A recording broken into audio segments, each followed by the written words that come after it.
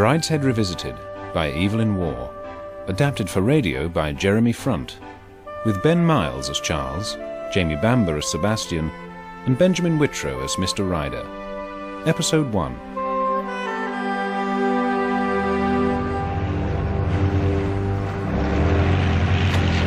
Come on, hurry up! We haven't got all bloody day! We were leaving that day. When we marched in, 3 months before, the place was under snow. Now the first leaves of spring were unfolding, and I reflected that whatever scenes of desolation lay ahead of us, I never feared one more brutal than this. Here love had died between me and the army, and here at the age of 39, I began to be old. Come in. Hooper, where the devil have you been? Am I late? Sorry.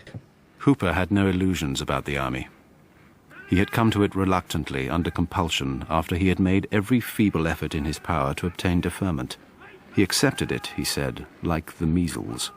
I told you to inspect the lines. I had a rush getting my stuff together. That's what you have a servant for. Well, I suppose it is, strictly speaking. But you know how it is, he had his own stuff to do. And if you get on the wrong side of these fellas, they take it out of you other ways. We're going to inspect the lines now. Rightio. For Christ's sake, don't say rightio. Sorry. I do try to remember. It just slips out. Well, don't let it. I say, any idea where we're off to? None. Do you think it's the real thing? I doubt it. Just a flap? Probably. Everyone's been saying we're for it. I don't know what to think, really. Seems so silly somehow, all this drill and training, if we never go into action. Well, I shouldn't worry, Hooper. There'll be plenty for everyone in time. Oh, I don't want much, you know. Just enough to say I've been in it. Well, the sooner you go and inspect the lines, the sooner we'll all be out of here. Go on, then. What are you waiting for? Rightio. Oh, sorry. On this morning of our move, I was entirely indifferent as to our destination. Our orders were to entrain at 09:15 hours at a nearby siding. That was all I needed to know. There had been many such moves since the wildly exhilarating morning in 1940, when we had erroneously believed ourselves destined for the defense of Calais. Ryder, this is an order group. Sir. I expect you to attend properly dressed. Sit down. Thank you, sir. The camp was left in a disgraceful condition. I do not intend to have my professional reputation compromised by the slackness of a few temporary officers. Understood? Sir? Right. End of lecture. Orders. The train will arrive at destination at approximately 23:15 hours. Information. Battalion is now in transit between location A and location B.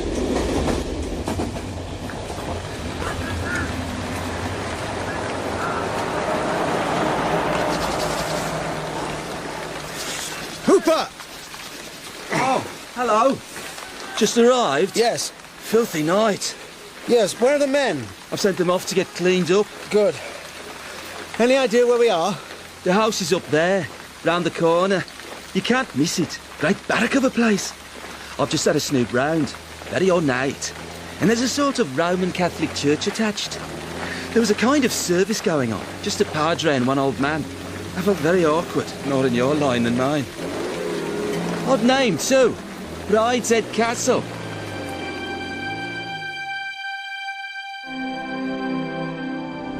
Brideshead. It was as though someone had switched off the wireless, and a voice that had been bawling in my ears incessantly had been suddenly cut short. Oops. Whose car is this, Sebastian? A man called Hardcastle. Return the bits to him if I kill myself. I'm not very good at driving. Brideshead. I had been there first with Sebastian more than 20 years ago on a cloudless day in June. Well, What a place to live in. it's where my family live. Don't worry, they're all away. You won't have to meet them. But I should like to. Well, you can't. They're all in London. You must see the garden from the front. 20 years since my first brief visit. Could I have known then that it would one day be remembered with tears by a middle-aged captain of infantry? I had just gone up to Oxford. Within days of my arrival, my cousin Jasper paid me a visit. You're reading history, yes? Yes. A perfectly respectable school. The very worst is English literature. The next is modern greats. What sort of degree do you intend to get? Well, I hadn't... You want either a first or a fourth. There's no value in anything in between. Clothes, dress as you do in a country house. Never wear a tweed coat and flannel trousers. Always a suit. Clubs... I was thinking of joining the union. Run for the union if you want, but make your reputation outside first. Don't treat the dons like schoolmasters. Treat them as you would the vicar at home. You'll find you spend half your second year shaking off the undesirable friends you made in your first. Oh, and beware the Anglo-Catholics.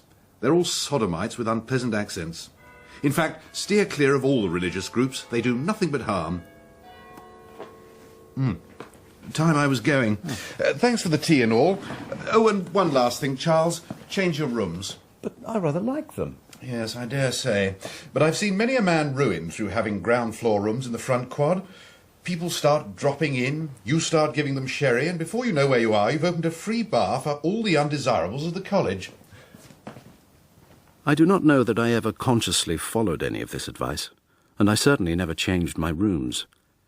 My earliest friends, a small circle of college intellectuals, provided the kind of company I had enjoyed in the sixth form at school.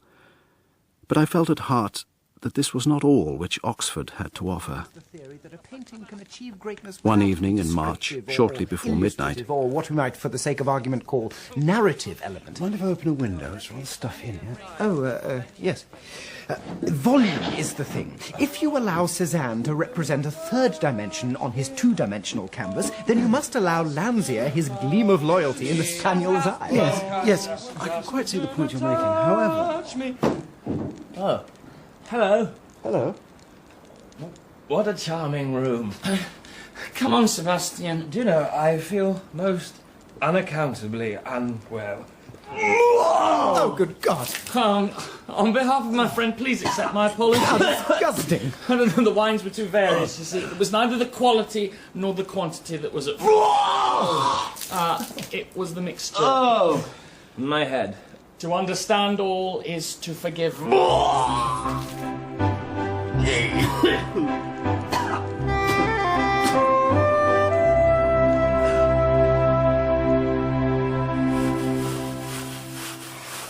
I'm sorry, but it actually wasn't quite as it appears. Couldn't even get to a window. You see, the thing Those is... that can't keep it down are better without it. Yes, but it wasn't one of my party lunts. Well, it's just as nasty clearing it up, whoever it was. There's 5 shillings on the sideboard. Yes, so I saw, and thank you. But I'd rather not have the money and not have the mess any morning. Yes. Yes, I can quite see. Sorry. Morning, sir. Flowers for Mr. Ryder. Good Lord. Looks like the entire stock of a market stall. It is, sir. Here, there's a note. Thank you. I am very contrite. Aloysius won't speak to me until he sees I am forgiven, so please come to luncheon today. Sebastian Flyte. Lord Marchmain's youngest son. Yes, it was he who vomited on my floor last night. Oh, was it now? A most amusing young gentleman. I'm sure it's quite a pleasure to clean up after him. I take it you're lunching out, sir. a tiny, priggish, warning voice in my ear told me it was seemly to hold back. But I was in search of love in those days. Yes, Lunt. Lunching out. 31, 32. Come in. 33, 34. Hello. 35, 36. I'm so sorry, I was just counting the plover's eggs. There are enough for 5 each, with 1 left over, which I shall eat now. I'm unaccountably hungry today. Would you care for a dry martini? Oh, well, yes, thank you. Can't apologise enough for my deplorable behaviour last night. Thank you for the flowers. Aloysius thought it would be a good idea. There you are. Thanks. Do you know that beast Hobson has put him next door? Although perhaps it's as well, as there wouldn't have been enough eggs for him. I'm sorry, who is Aloysius? My bear. Bear? Oh, I'll bring him in, whether Hobson likes it or not. There you are, Aloysius. You can sit there.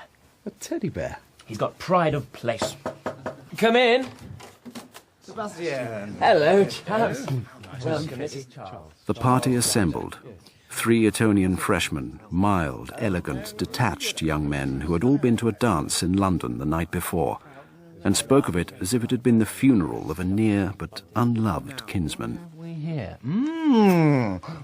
Plover's eggs. Where do you get them, Sebastian? Mummy sends them from Brideshead. They always lay early for her. They're delicious, don't you think, Charles? Yes, very good.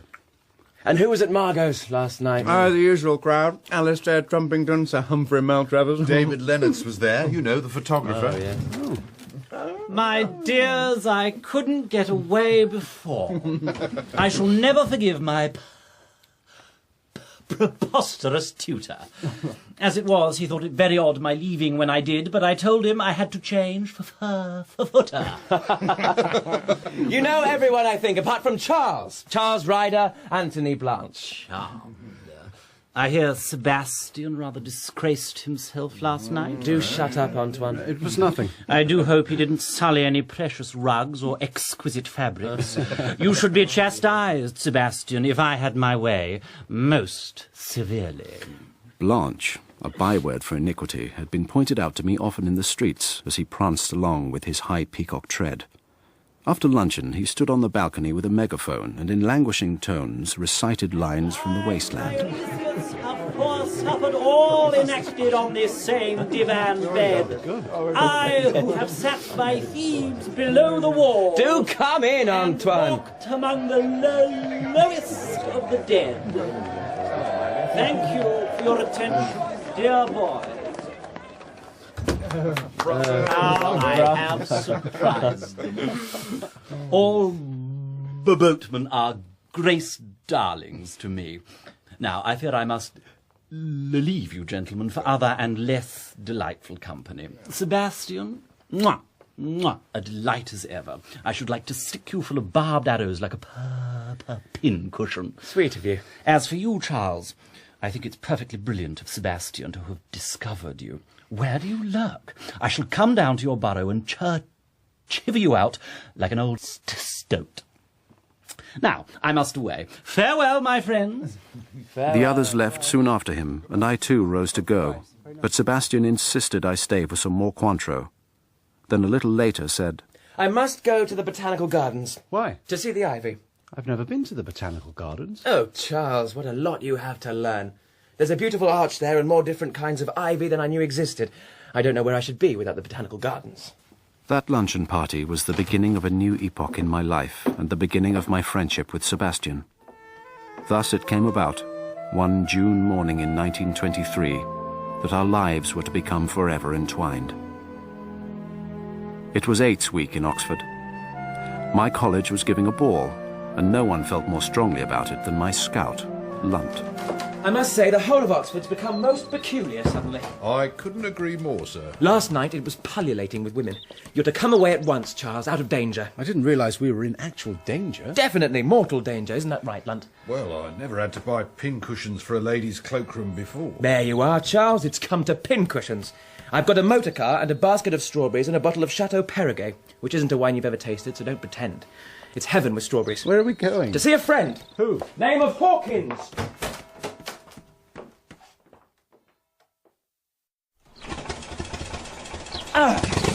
Whose car is this? Man called Hardcastle.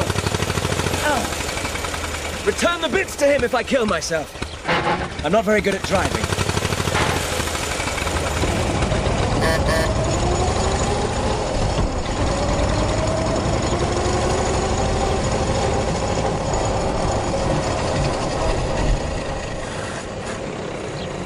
Here, look after Aloysius. Take care he's not sick. Look out! Sorry!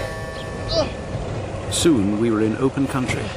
At about 11, and without warning, Sebastian turned the car into a cart track. Under a clump of elms, we ate the strawberries and drank the wine. We lit fat Turkish cigarettes and lay on our backs. Sebastian's eyes on the leaves above him, mine on his profile. Just a place to bury a crock of gold. I should like to bury something precious in every place where I've been happy. And then when I was old and ugly and miserable, I could come back and dig it up and remember. It's good to be away from Oxford. God bless Hardcastle. Whoever he may be. He's a very gloomy man in my college who says he knows my father, which is impossible. Why? No one knows Papa. He's a social leper. Hadn't you heard? I knew nothing about Sebastian's family, but assumed from his tone that he was no closer to his father than I was to mine. Although I'd chosen to ignore Cousin Jasper, he had at least attempted to offer me some guidance. My father offered none. Indeed, it was not until I was within a fortnight of going up that he mentioned the subject at all. Ah, I've been talking about you. Oh, yes, Father. As I met your future warden at the Athenaeum, I wanted to talk about Etruscan notions of immorality. He wanted to talk about extension lectures for the working class, so we compromised and talked about you. I see. I asked him what your allowance should be. He said 300 a year, on no account give him more. Did he say why? Apparently that's what most men have. I thought that a deplorable answer. I had more than most men when I was up, and my recollection is that nowhere else in the world and at no other time do a few £100 make so much difference to one's importance and popularity. Did you say that to him? No. I toyed with the idea of giving you 600, but I reflected that should the warden come to hear of it, it might sound deliberately impolite. Yes, I suppose it might. So I shall give you 550. Oh. Yes, it's indulgent of me.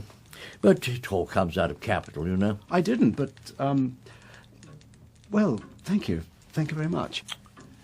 I suppose this is the time I should give you advice. I suppose. I never had any myself, except once, in the summer before I went up from your cousin Alfred. He rode over to Boughton especially to give me a piece of advice, and do you know what that advice was? Ned, he said, there is one thing I must beg of you.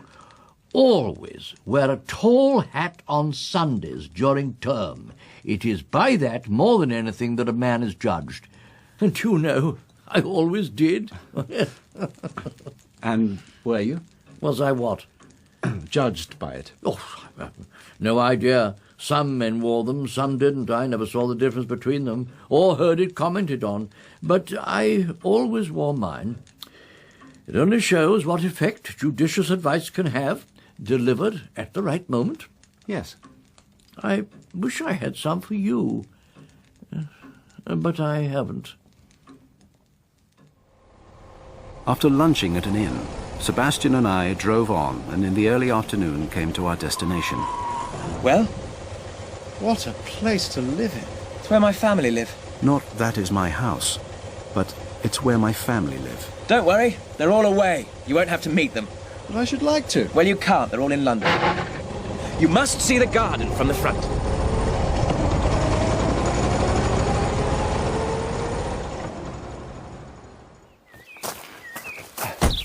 Everything's shut up. We better go in this way. So don't buy Indigo Jones. It looks later. Oh, Charles, don't be such a tourist. What does it matter when it was built, if it's pretty? It's the sort of thing I like to know. Oh, dear. I'm going to have to cure you of all that. Come on. Through here.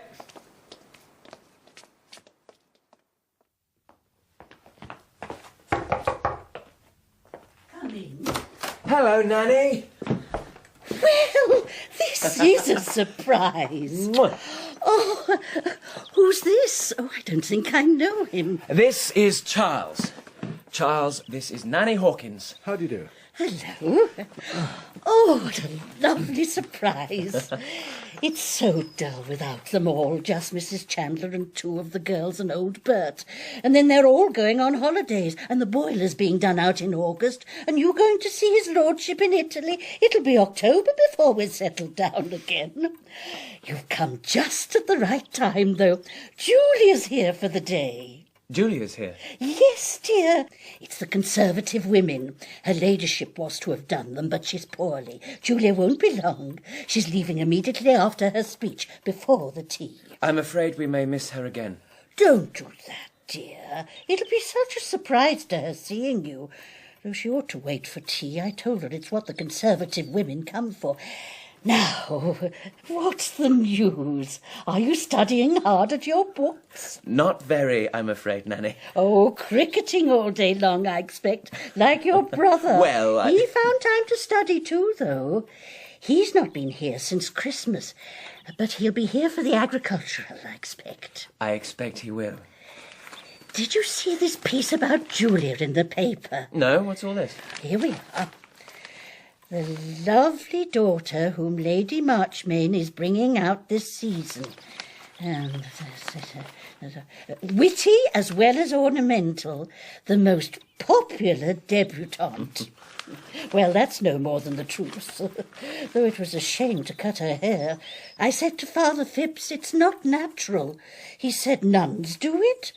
Well, surely, Father, I said, surely you aren't going to make a nun out of Lady Julia. The very idea. Oh, ring the bell, dear, and we'll have some tea. I'm afraid we're going to have to go, Nanny. Oh, no. That is a pity. We've only borrowed the motor car for the afternoon. And Miss Julia, she will be upset when she hears. Poor Nanny. She does have such a dull life. I've a good mind to bring her to Oxford to live with me, only she'd always be trying to send me to church. Hurry up, Charles. We must go quickly before my sister gets back. Which are you ashamed of, her or me? I'm ashamed of myself. Anyway, I'm not going to have you get mixed up with my family. They're so madly charming. All my life they've been taking things away from me. If they once get hold of you, they'd make you their friend, and not mine. And I won't let them.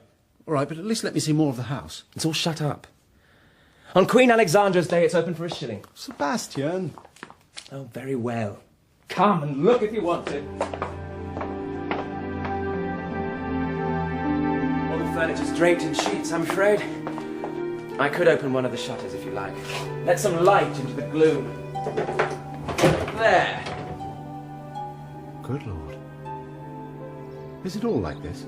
There are a few pretty things I'd like to show you one day. Not now. But there's the chapel. You must see that. Come! I'll show you.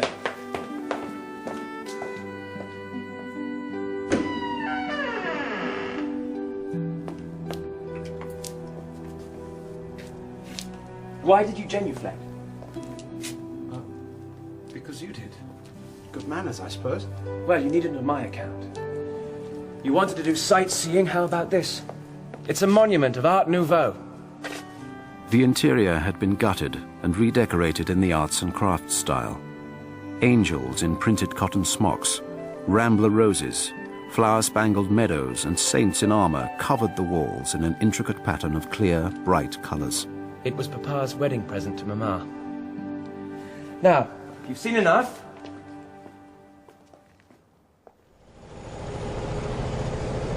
I'm afraid I wasn't very nice this afternoon. Brideshead often has that effect on me. But I had to take you to see Nanny. Oh, that's Julia's car. We only just got away in time. What? I didn't say anything. You gave me a look. I don't keep asking you questions about your family. Neither do I about yours. You don't have to. The questions are there, hanging over us. Well, you're so mysterious about them. I hoped I was mysterious about everything. Perhaps I'm rather curious about other people's families. It's not something I know much about. You see, there's only Father and myself. My mother was killed in the war. Oh? How very unusual. She went to Serbia with the Red Cross. My father's been rather odd in the head ever since. Odd? Yes, he just lives alone in London with no friends and footles about, collecting things. You don't know what you've been saved. There are lots of us. Look them up into bread. Towards the end of that summer term, I received the last visit and grand remonstrance of my cousin Jasper. My dear Charles, whether you realise it or not, you've gone hook, line and sinker into the very worst set in the university. And now I find that, thanks to you, I am becoming a figure of fun at the dining club. I'm sorry to hear that, Jasper. That chap Flyte you seem inseparable from. Sebastian. Yes. He may be all right, I don't know. His brother Brideshead was a sound fellow, but this friend of yours looks odd to me, and he gets himself talked about. Of course, they're an odd family. The Marchmains have lived apart since the war. And so Jasper gave me a history of the Marchmains. As I say, Flyte may be all right, but Anthony Blanche... Now there's a man there's absolutely no excuse for. I don't particularly like him myself. Well, he's always hanging around here. And the stiffer element in college don't like it. He was thrown into Mercury again last night. These types think that because they've got a lot of money to throw about, they can do anything. And that's another thing. All this stuff. What about these cigars and these frivolous-looking books? Or this decanter? It's Lalique. And this peculiarly noisome object. With a look of particular disdain, he indicated a human skull, which, resting in a bowl of roses, formed the chief decoration of my table. It bore the motto, Et in Arcadia Ego, inscribed on its forehead. It's purchased from the School of Medicine. I had to pay cash for it. And you can't be doing any work. Not that that matters, if you're making something of a career elsewhere. But are you? Have you spoken to the union? Are you connected with any of the magazines? Are you even making a position in the Ouds? Guilty as charged. No to all three. And your clothes? Your present get-up seems an unhappy compromise between the correct wear for a theatrical party at Maidenhead and a glee singing competition in a garden suburb. And drink. Oh, Jasper, please. No one minds a man getting tight once or twice a term. But I hear you're constantly seen drunk in the middle of the afternoon. I'm sorry, Jasper. I know I must be embarrassing for you, but I happen to like this bad set. I like getting drunk at luncheon. And though I haven't yet spent quite double my allowance, I undoubtedly shall before the end of term. I usually have a glass of champagne about this time. Will you join me? Looking back now, after 20 years, there is little I would have done otherwise. That summer term with Sebastian, it seemed as though I was being given a brief spell of what I'd never known, a happy childhood. On the day after Jasper's grand remonstrance, I received another, in different terms, from an unexpected source.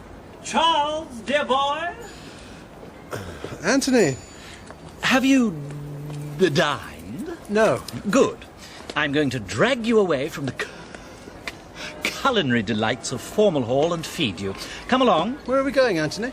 Tame. There is a delightful hotel there, which luckily doesn't appeal to the Bullingdon. I hope we shall find no undergraduates there. I'm a little out of sympathy with them at the moment. I heard they put you in Mercury. It was too naughty.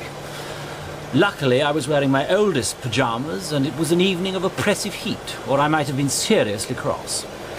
I tried to explain to the dear, sweet clodhoppers that if they knew anything of sexual psychology, they'd know that nothing would give me keener pleasure than to be manhandled by meaty boys. In fact, it would be an ecstasy of the very naughtiest kind. They're all oafs. The biggest oaf of them all is Boy Mulcaster. My evening with Anthony was a tour de force on his part, a dramatic monologue in 3 courses. But there was only one theme. I can see Sebastian has completely captivated you, my dear Charles, and I'm not surprised. He has charm, such charm. You wouldn't believe it, but at school people used to say he was a little bitch. Everyone in Pop liked him, of course, and all the masters. He never had spots, you know. Or did he have one? Rather a stubborn one at the back of his neck. I think now that he did. Narcissus with one pustule. How's your food? Very good.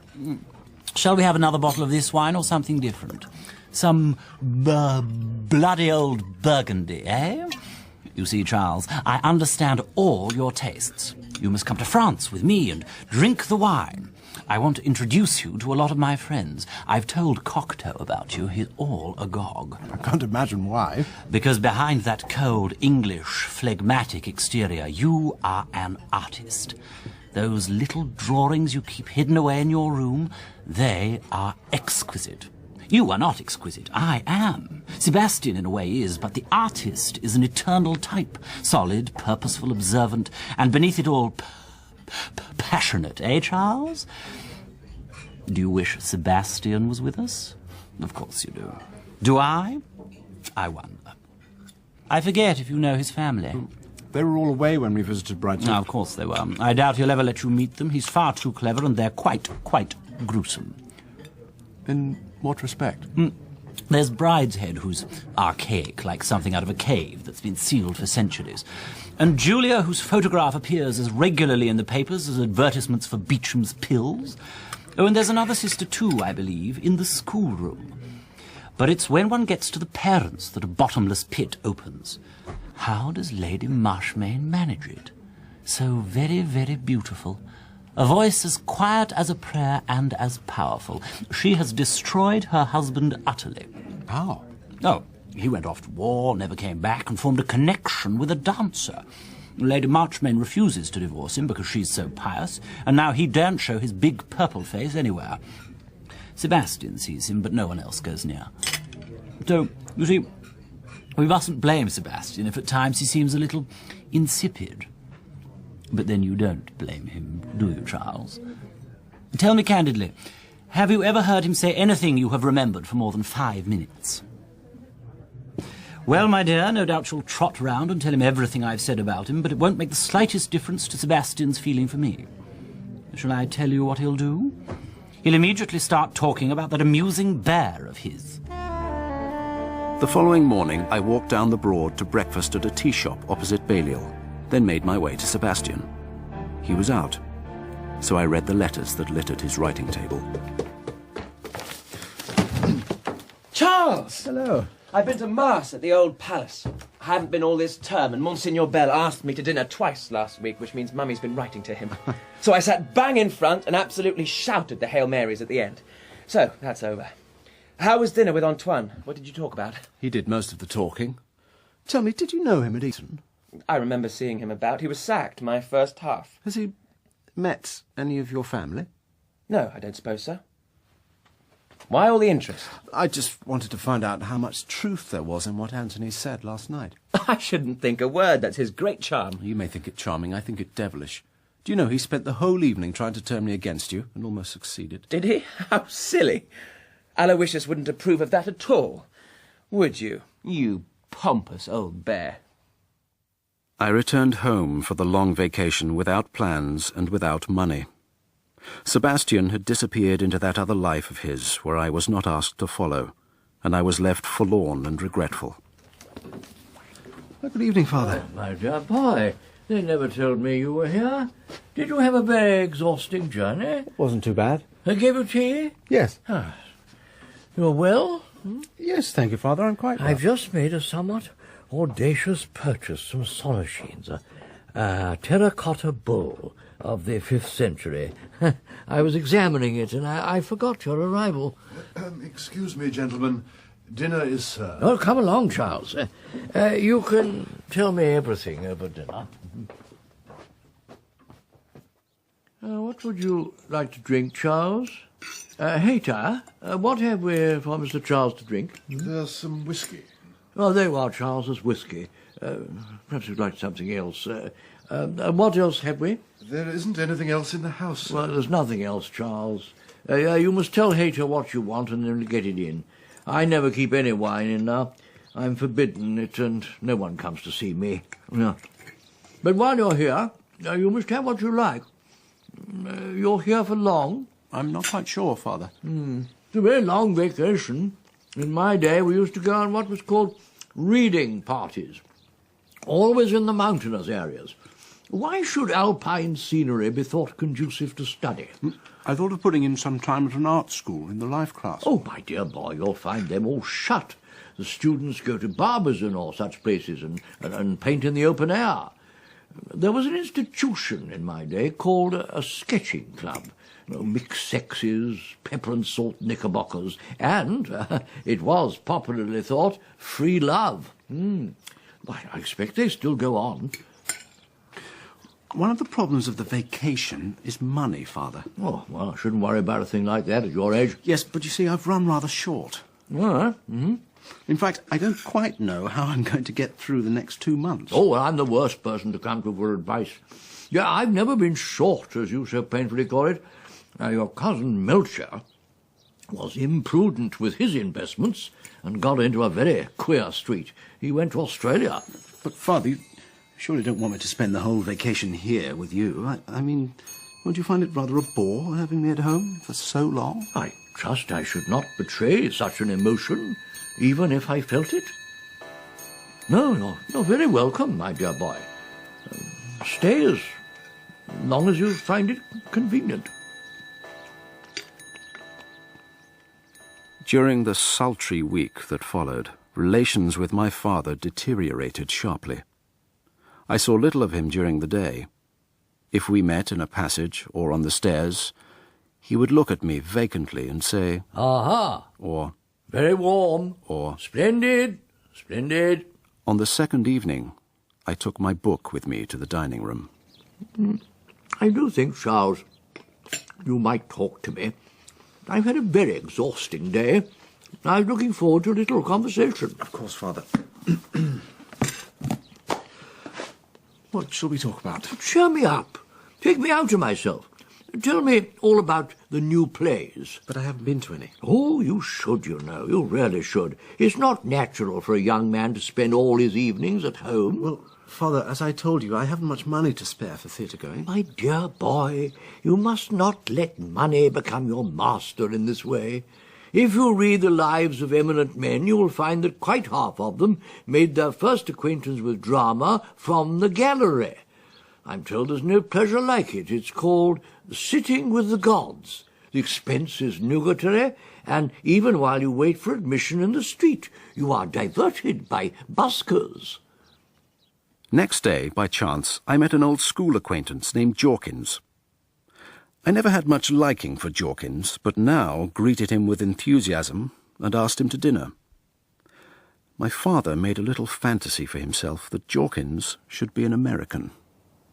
It's so nice of you to come all this way. Oh, it wasn't very far. I live just on the other side Science annihilates distance. You're over here on business? I'm in business, if that's what you mean. I had a cousin who was in business. I was telling Charles about him only the other night. He came a crop up.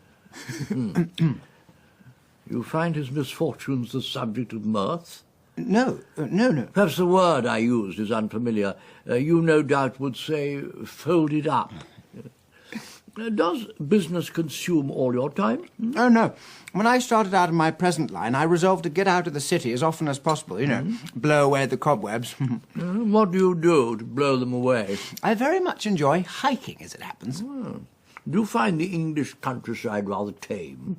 Tame? Well, in comparison to the vast spaces to which you are accustomed. I'm sorry, I don't... And I'm afraid that, living in London, you must miss your national game. My national game? Cricket. Some more wine, Jorkins. A few days later, my father gave a little dinner party. It was a gruesome evening. Goodbye. Thank you so much. Bye. Thank you. Bye-bye. Ah, what very dull friends I have. You know, without the spur of your presence, I should never rouse myself to invite them. But now you're paying me such a long visit, I'll have many such evenings. You liked Miss Gloria Orme-Herrick? No. No? Was it her little moustache you objected to? Or her very large feet? My father never declared his war aims, and I do not to this day know whether they were plainly punitive, or whether he fought for the sheer love of a battle in which he shone. Then, one Sunday afternoon, a telegram of alarming brevity came from Sebastian. Ah, Charles, you'll never guess how I have spent the day. I've been to the zoo. Yeah, it was most agreeable. The animals seem to enjoy the sun so much. Father, I must leave at once. A great friend of mine, he's had a terrible accident. A telegram arrived while you were out. Gravely injured. Come at once. Sebastian. Hayter's packing for me now. There's a train in half an hour. Oh, I'm sorry you're upset. I shouldn't say the accident was as serious as you think. Otherwise, the message would hardly be signed by the victim himself. Still, he may well be fully conscious, but blind, or paralyzed with a broken back. Why exactly is your presence so necessary? You have no medical knowledge. You're not in holy orders. Do you hope for a legacy? I told you he's a great friend. Well, Orme-Herrick is a great friend of mine, but I shouldn't go tearing off to his deathbed on a warm Sunday afternoon. I should doubt whether Lady Orme-Herrick would welcome me. However, I see you have no such doubts. I shall miss you, my dear boy, but don't hurry back on my account.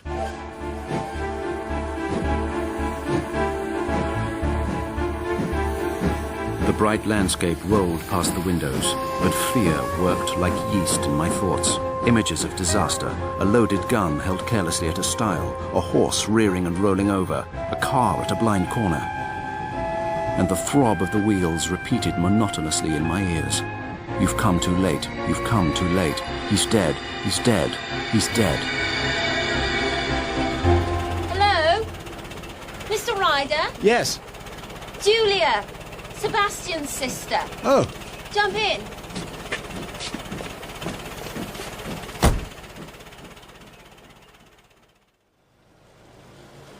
How's Sebastian?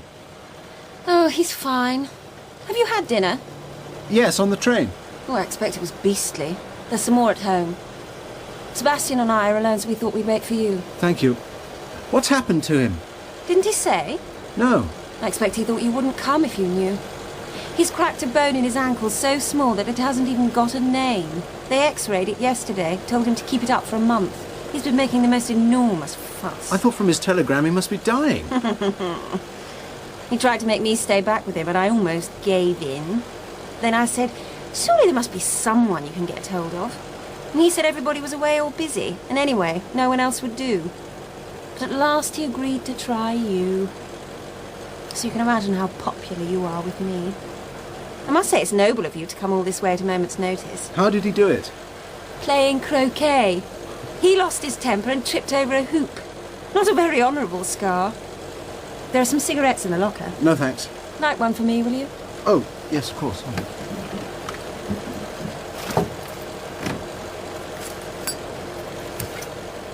As I took the cigarette from my lips and put it in hers, I caught a thin bat squeak of sexuality, inaudible to anyone but me. Here you are, darling. I've collected your chum. I thought you were dying. I thought I was too. The pain was excruciating. Julia, do you think if you asked him, Wilcox would give us champagne tonight? Oh, I hate champagne, and Mr. Ryder has had dinner. Mr. Ryder? Mr. Ryder? Charles drinks champagne at all hours. Come on, Charles. Wheel me through to the painted parlour. It was a spacious, domed octagon, later in design than the rest of the house. While they dined, I ate a peach and told them of the war with my father. Sounds a perfect poppet. It's not the adjective I'd have chosen. And now, I'm going to leave you, boys. Where are you going? The nursery. I promised Nanny a last game of Holmer. Sweet dreams, Sebastian. Good night, Mr. Ryder. And goodbye. I don't suppose we'll meet tomorrow. I'm leaving early. I can't tell you how grateful I am to you for relieving me at the sickbed. Good night. My sister's very pompous tonight. I don't think she cares for me. I don't think she cares for anyone much. I love her. She's so like me. Is she? In looks, I mean, and the way she talks. I wouldn't love anyone with a character like mine. Pour us both some more port, will you? Well, here's to your ankle. We'll have a heavenly time alone. Why is this house called a castle? It used to be until they moved it. Moved it? We used to have a castle a mile away down by the village. Then we took a fancy to the valley. Pulled the castle down, carted the stones up here and built a new house. I'm glad they did, aren't you? If it was mine, I'd never live anywhere else. If it could only be like this always. Always summer. Always alone. The fruit always ripe. And Aloysius in a good temper. It is thus I like to remember Sebastian, as he was that summer, when we wandered alone together through that enchanted place. It was an aesthetic education to live within those walls, to wander from room to room, from the Soanes-esque library to the Chinese drawing room, the Pompeian parlour to the great tapestry-hung hall. This was my conversion to the Baroque. Let's have a look. Charles, that's really rather good. Thank you. Shall I give it to your mother? Why? You don't know her? Seems polite I'm staying in her house. Give it to Nanny. Very well. Here. I've got something for you. Oil paints? Mummy bought them a year or two ago, but she couldn't draw at all. And however bright the colours in the tube, by the time she mixed them up, they came out a kind of khaki. I think you should have a go. I've never used oils. You'll pick it up. You've got the knack. Come on. I want to show you something. This room was once an office for estate business. It must have been very pretty once. That's why we should bring it back to life. How? With your oil paints. Are you serious? Never more so. The walls are your canvas. And so, in the days that followed, I began a romantic landscape without figures, a summer scene of white cloud and blue distances. A few days later, Sebastian and I went down to the cellars with Wilcox. A lot of old wine wants drinking up. Do you hear that, Charles? Yes. We ought to have laid down the 18 and 20s. But her ladyship says to ask Lord Brideshead, and he says to ask his lordship in Venice, and his lordship says to ask the lawyers. That's how we get low. How low are we? Oh, there's only enough here for 10 years at the rate it's going. And how shall we be then? Well, I think it's our duty to help drink up the old wine, don't you, Charles? Oh, yes. Good. We'll start tonight. Which one's this? I can't remember. Oh, yes. Oh. This is a wise old wine. A prophet in a cave, and this is a necklace of pearls on a white neck. Like a swan. Like the last unicorn.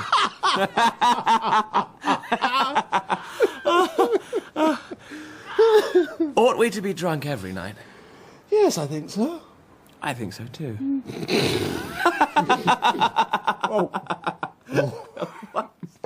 Sebastian's faith was an enigma to me, but not one which I felt particularly concerned to solve. I had no religion. I was taken to church as a child, but my father did not go except on family occasions, and then with derision. Almost daily since I had known Sebastian, some chance word in his conversation had reminded me that he was a Catholic, but I took it as a foible, like his teddy bear. We never discussed the matter, until one Sunday as we sat in the colonnade with the papers. It's very difficult being a Catholic. Does it make much difference to you? Of course, all the time. I can't say I've noticed it. You don't seem much more virtuous than me. I'm very, very much wickeder. Who was it used to pray, "Oh God, make me good, but not yet"? I don't know. You, I should think. Yes, I do, every day. But it isn't that. Oh. Another naughty scoutmaster in the news of the world. I suppose they try and make you believe an awful lot of nonsense, priest. Is it nonsense? I wish it were. It sometimes sounds terribly sensible to me. But, my dear Sebastian, you can't seriously believe it all. Can't I? Well, Christmas and the star and the three kings and the ox and the ass. Oh, yes, I believe that. It's a lovely idea. But you can't believe things because they're a lovely idea. I do. That's how I believe. And in prayers, do you think you could kneel down in front of a statue and say a few words and change the weather? I don't expect you to understand. Or that some saints are more influential than others and you must get hold of the right one to help you with the right problem. Oh, yes. Don't you remember last term when I took Aloysius and left him behind, I don't know where? I prayed like mad to St. Anthony of Padua that morning, and immediately after lunch there was Mr. Nichols at Canterbury Gate with Aloysius in his arms, saying I'd left him in his cab. Well, if you can believe all that, and you don't want to be good, where's the difficulty about your religion? If you can't see, you can't. Well, where? Oh, don't be a bore, Charles. I want to read about a woman in Hull who's been using an instrument. You've started the subject. I'm just getting interested. I'll never mention it again. 38 other cases were taken into consideration in sentencing her to 6 months. Golly. But he did mention it again, some 10 days later, as we were lying on the roof of the house, sunbathing and watching the agricultural show in the park below. Look, there's Brideshead. Where? Down there, by the sheep enclosure. Pass the binoculars. Queer fellow, my brother. He looks normal enough. If only you knew. He's the craziest of us all, only it doesn't come out. He's all twisted inside. He wanted to be a priest, you know. I didn't. I think he still does. It was awful for Mummy. She couldn't try and stop him, but of course it was the last thing she wanted. Why? The eldest son. And poor Papa. The church has been enough trouble to him without that happening. Finally, they persuaded Bridie to go to Oxford and think it over for 3 years. Now he's trying to make up his mind. Has your father given up religion? He had to, in a way. He only took to it when he married Mummy. You must meet him. He's a very nice man. It must have upset you all when your father went away. And Cordelia was too young. Mummy tried to explain it to the three eldest so that we wouldn't hate Papa. I was the only one who didn't. I believe she wishes I did. I'd be staying with him in Venice now if it wasn't for this foot. Why don't you come too? You'd like him. As I tried to explain to my father, I'm stony broke. So, you see, we're a mixed family, religiously. Brideshead and Cordelia are both fervent. He's miserable, she's bird-happy. Julia and I are half heathen. I'm happy, I rather think she isn't. Mummy's popularly believed to be a saint and Papa is excommunicated. I wouldn't know which of them is happy. Anyhow, however you look at it, happiness doesn't seem to have much to do with it, and that's all I want. I wish I liked Catholics more. Sebastian! Good heavens. Sebastian! Sounds like Cordelia. Cover yourself up. Where are you? There you are. I guessed you were here. You didn't know I was about, did you? Go away, Cordelia. Why? We've got no clothes on. I came down with Bridie and stopped to see Francis Xavier. He's my pig. Say how do you do to Mr. Ryder. Oh, sorry. How do you do? Hello. They're all getting pretty boozy down there, so I came away. I say, who's been painting the office? Be careful what you say. It's Mr. Ryder. But it's lovely. I say, did you really? Yes. Well, you are clever. Why don't you both dress and come down? There's no one about. Bride is sure to bring the judges in. No, he won't. He's very sour today. He didn't want me to have dinner with you, but I fixed that. Oh, come on.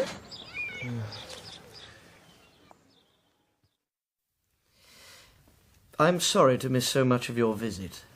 You are being looked after properly. Oh, yes. I hope Sebastian is seeing to the wine. Wilcox is apt to be rather grudging when he is on his own. He's treated us very liberally. I'm delighted to hear it. You are fond of wine? Very. I wish I were.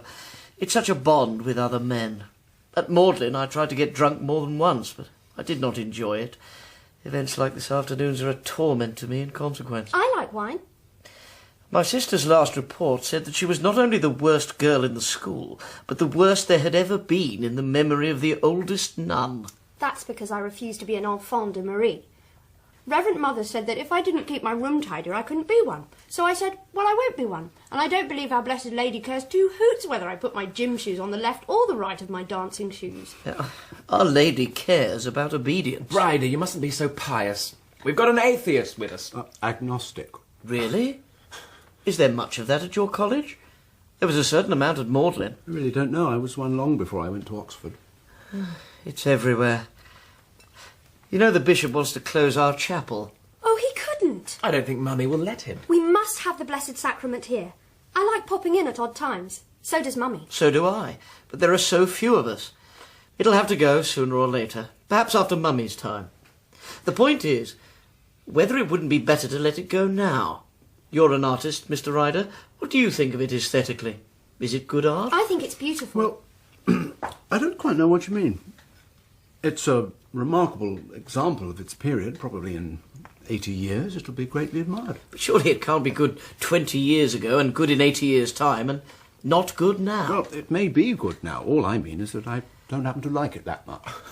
But is there a difference between liking a thing and thinking it good? Bridie, don't be so Jesuitical. But isn't that just the distinction you made about wine? No. I like and think good the end to which wine is sometimes the means, the promotion of sympathy between man and man. But in my own case, it does not achieve that end. So I neither like it nor think it good for me. Bridie, do stop. I'm sorry. I thought it a rather interesting point. Oh, I'm glad I went to Eton. If you'll excuse us, I'm afraid I must take Sebastian away for half an hour. I've a lot of papers for Father to sign, and Sebastian must take them to Italy and explain them to him. It's time you were in bed, Cordelia. Oh, I must digest first. I'm not used to gorging like this all night. I'll talk to Charles. Charles? Charles? It's Mr. Ryder to you, child. Sebastian. Excuse me, shan't be long. Are you really agnostic? Does your family talk about religion all the time? Not all the time. It's just a subject that comes up naturally, doesn't it? Never has with me before. Then perhaps you are an agnostic. I'll pray for you. It's very kind of you. I can't spare you a whole rosary, you know. Just a decade. I've got such a long list of people. I take them in order and they get a decade each about once a week. I'm sure it's more than I deserve. Oh, I've got harder cases than you. Lloyd George, and the Kaiser, and Olive Banks. Who's Olive Banks? She was bunked from the convent last term. Reverend Mother found something she'd been writing. Do you know, if you weren't an agnostic, I'd ask you for 5 shillings to buy a black goddaughter. Nothing will surprise me about your religion. It's a new thing a missionary priest started last term. You send 5 bob to some nuns in Africa, and then they christen a baby and name her after you. I've got 6 black Cordelias already. Isn't it lovely? That night I began to realize how little I really knew Sebastian. Next morning, Brideshead and Cordelia went away. Sebastian walked without a stick now and had forgotten his injury. The month that had started in leisurely fashion came swiftly to its end. There you are. I've been watching the men demolishing the tents. The grass is in a shocking state. Oh, it'll grow back, it always does. I've been thinking. Oh, yes? Come with me to Venice. I told you, no money. We'll live on Papa when we get there. I couldn't even afford the fare. I've thought of that. The lawyers pay my fare, first class and sleeper. We can travel third class for that. Are you serious? Never more so. And so we went.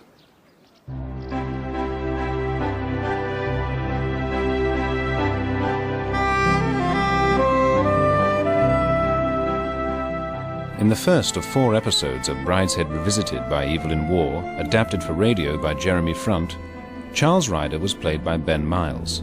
Sebastian was Jamie Bamber, Mr. Ryder, Benjamin Whitrow, Julia, Anne-Marie Duff, and Brideshead, Toby Jones.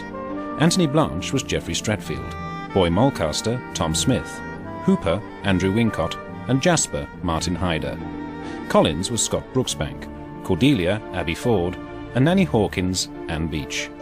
The music was composed by Neil Brand. The director was Marion Nancaro.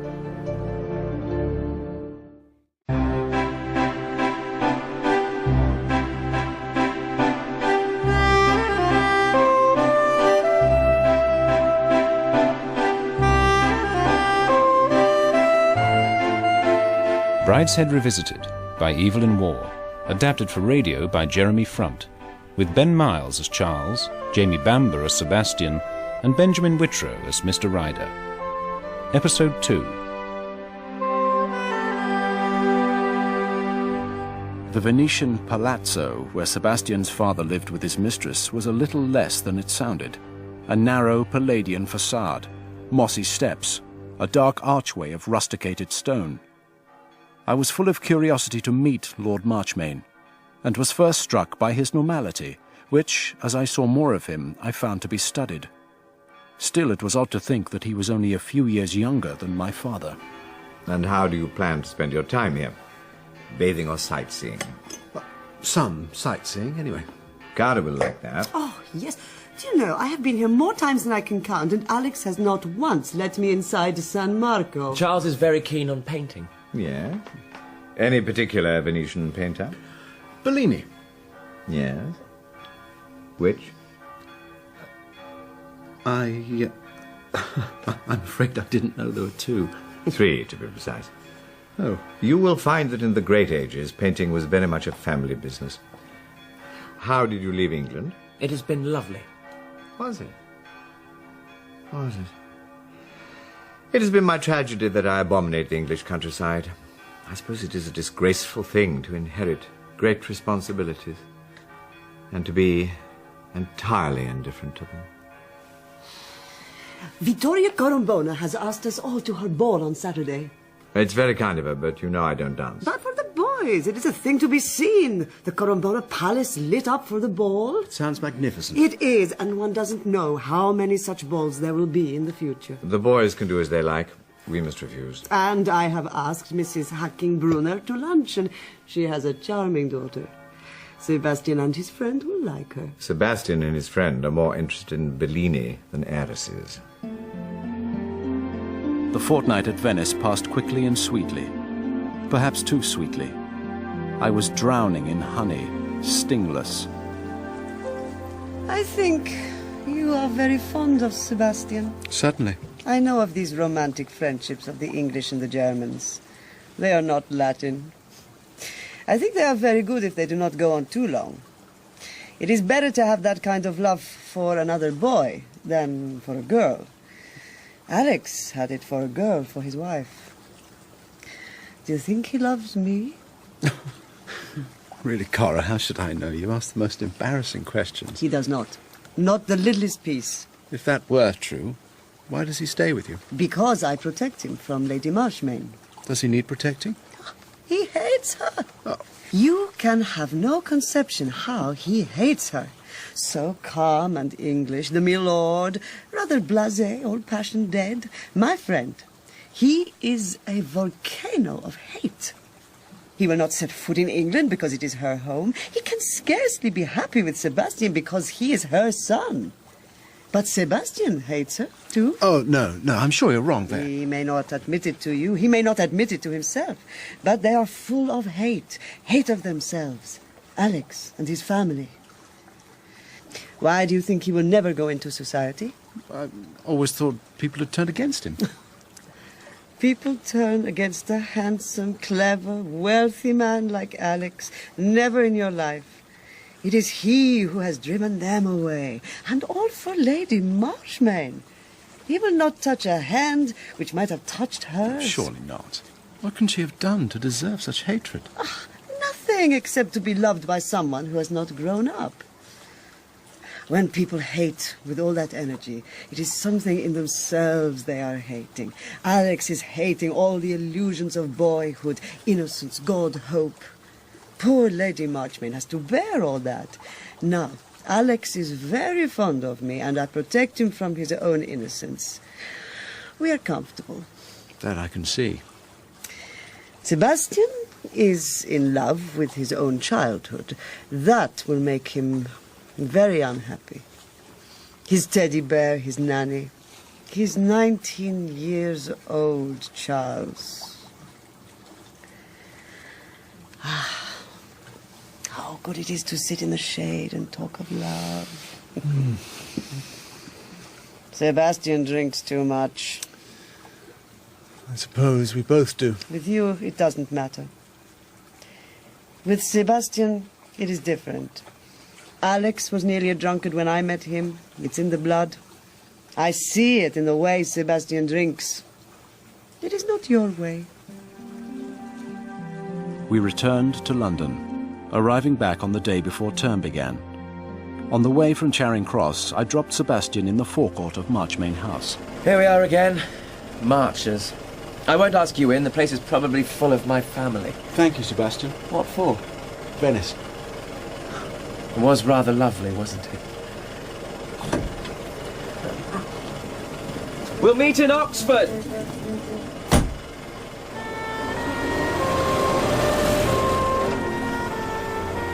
But soon the autumnal mood possessed us both, as though the exuberance of June had died with the gillyflowers, whose scent at my windows now yielded to the damp leaves, smouldering in the corner of the quad. I feel precisely 100 years old. What's the matter? Oh, I've had a talking to from Monsignor Bell this afternoon. That's the 4th since I came up. My tutor, the junior dean, Mr. Samgrass of All Souls, and now Monsignor Bell. Who's Mr. Samgrass of All Souls? I was just someone of Mummy's. They all say that I made a very bad start last year, that I have been noticed, and that if I don't mend my ways, I shall get sent down. How does one mend one's ways? I'm not sure. Join the League of Nations, perhaps? Or read Isis every week? Or drink morning coffee at the Cadena Cafe and smoke a great pipe. And play hockey and go out to tea at Boars Hill and to lectures at Keble. And ride a bicycle with a little tray full of notebooks and drink cocoa in the evenings and discuss sex seriously. I'm sorry, Sebastian, there's no hope for you. Oh, Charles, what's happened since last term? I feel so old. I feel middle-aged. That's infinitely worse. I believe we've had all the fun we can expect here. Oh. Have you heard about Anthony Blanche? Don't tell me he's been ducked in Mercury again. I don't know why Antoine taunts the college hearties. It always ends in trouble. He's gone down. Has he? Why? He wrote to me. Apparently he's taken a flat in Munich and formed an attachment to a policeman there. Oh. I shall miss him. I suppose I shall too, in a way. Oh, this is no way to start a term. It was in this subdued state of mind that Lady Marchmain found Sebastian when, early in that Michaelmas term, she came for a week to Oxford. Sebastian, Oh, I'm sorry, I didn't know you had... It's all right, Charles. Come in. Mummy, this is my friend, Charles Ryder. How do you do, Mr. Ryder? Lady Marchmain? I've heard so much about you from Cordelia. I shouldn't take any notice of anything Cordelia's told you. This is Mr. Samgrass. Mr. Ryder. Sebastian tells me you're at All Souls. Indeed so. Mr. Samgrass is being kind enough to help me with a memorial book about my late brother. I can assure you, your ladyship, it is no hardship working with such fascinating material. My brother was killed in the war, and he left a quantity of papers. Including some very fine poems, if I may say. That's kind of you. But you see, that's my problem, Mr. Ryder. I naturally find Ned's words extremely poignant. But I'm too close to them to make dispassionate editorial decisions. Which is where you come in here, Mr. Samgrass. I try to bring a little intellectual rigour to the editorial process. A young history don, Samgrass was short, plump, and dapper in dress. Lady Marchmain could not have found a greater contrast to herself than this intellectual on the make. Towards the end of the week, Sebastian said, You and Mummy are very thick. Are we? I warned you how madly charming my family is. You know she's invited me to stay at Brideshead next vacation. Will you come? Would you like me to? Of course I would, Charles. In that case, I shall. One Monday morning, a week or two later, I was in Sebastian's room, waiting for him to return. Sebastian, are you decent? Charles? I'm afraid Sebastian's at a tutorial. Is he really? Well, well. Oh, this is Mr. Mottram. How do you do? Hello.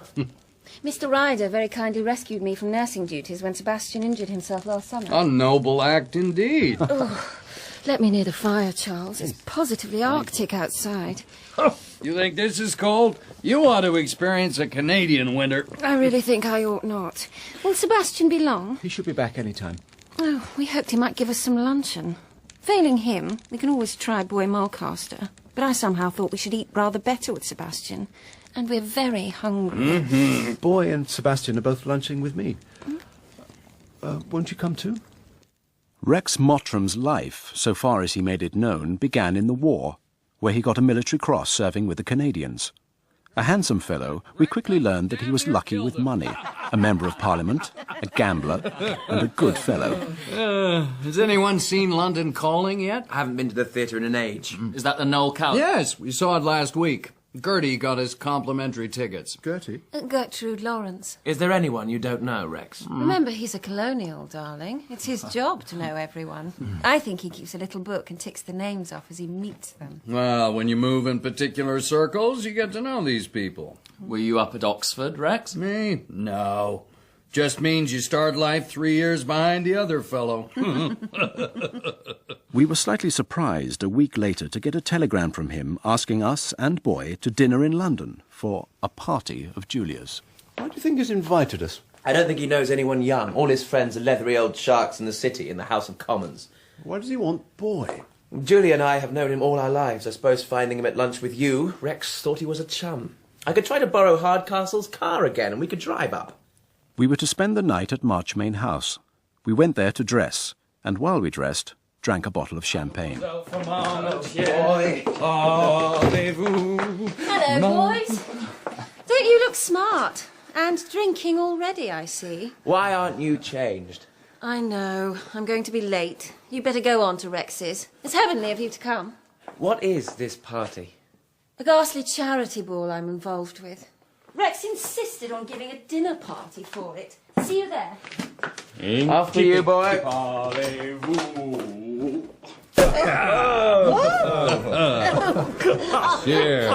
Cheers.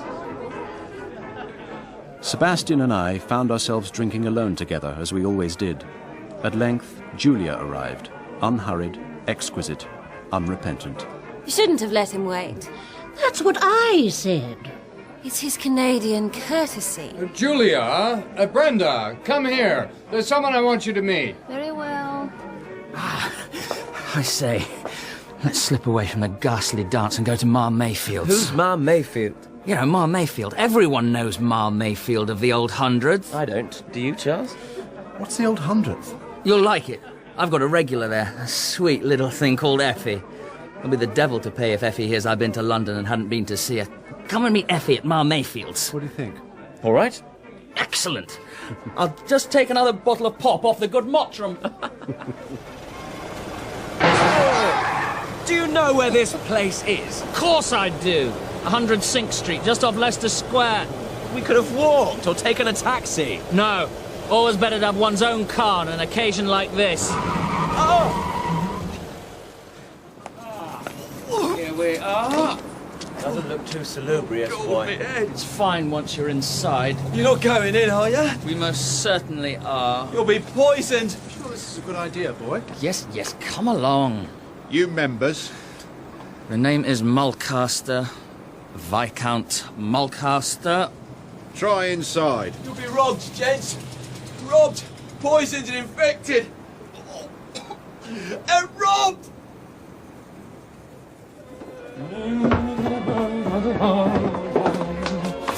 Members?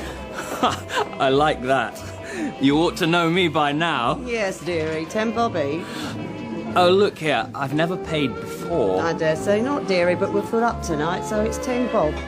You're lucky. Anyone who comes in after you will have to pay a quid. Let me speak to Ma Mayfield. I am Ma Mayfield. Yes, of course.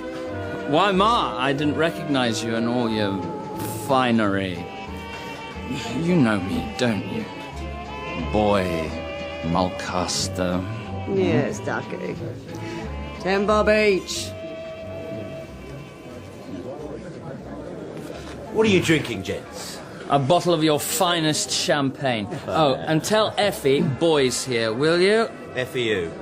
Effie, one of the girls here. The pretty, dark one. There's a lot of girls work here. Some of them's dark and some of them's fair. I haven't got the time to know them all by name. Must remember to tip him. I'll go and look for Effie. Have you ever been to a place like this before? Never quite like this. Charles, I think those two girls are looking at us. If they come over, which one do you like? Your choice, the death's head or the sickly child. Oh, they're going away. They must have heard you. Disappointment I'll learn to live with. Here she is. Charles, Sebastian, allow me to introduce Effie. Here's your bacon and eggs. Oh, tar. We didn't order bacon. Lady's got to eat, sir. Oh, yes. Yes, of course. That's another 6 bob, sir. Oh, right. Don't mind me, gents. First bite I've had all evening. Only thing that's any good here is the breakfast. Makes you fair peckish hanging around. I can imagine. I've seen you here before, haven't I? I'm afraid not. But I've seen you. Oh, well, I should rather hope so. You haven't forgotten our little evening in September. No, darling, course not. You were the boy in the guards who cut your toe, weren't you? Now, Effie, don't be a tease. Nah, that was another night. I know. You were with Bunty the time the police were in, and we all lived in that place they keep the dustbins. Effie loves pulling my leg, don't you? She's annoyed with me for staying away so long, aren't you? Whatever you say. I know I have seen you before somewhere. Stop teasing. I weren't teasing, honest. Want to dance? Not at the minute. Thank God for that. The shoes pinched something terrible tonight. Those two girls are back. I'm going to ask them over. Are you sure that's a good idea? Ladies, won't you join us? Well, I've got a better idea. How about a little party? Just the 6 of us over at my place. Certainly. It's funny, but we thought you were a couple of fairies when you come in. That was our extreme youth. Oh, you're a sport. Isn't he a sport? Yes, a terribly good sport. You're very sweet, really. Thank you. I must just tell Ma Mayfield we're going out. Take the next right turn. Right into Shaftesbury Avenue. Why didn't you say Shaftesbury Avenue? You bloody idiot! For Christ's sake, look where you're going. Do you want to murder us all? Careless fellow, that cabby. We'll be on the other side of the road. So we should. Here, stop. I'd sooner walk. Certainly. Let me out of this, you madman. Effie, don't go. What seems to be the problem here? Oh, God. Let me talk to him. Effie? I'm sorry if I'm impeding the traffic officer, but the lady insisted on my stopping for her to get out. Matter of nerves, you know. No, sir, I don't know. Be a sport, handsome. No one's seen anything but you. The boys didn't mean any harm. Is that so? I'll get him into a taxi and I'll see him home. Well, I suppose... Look here, my good man. There's no need for you to notice anything. We've just come from Ma Mayfield's. I reckon she pays a nice retainer to keep your eyes shut. Well, you can keep them shut on us too, and you won't be the loser by it.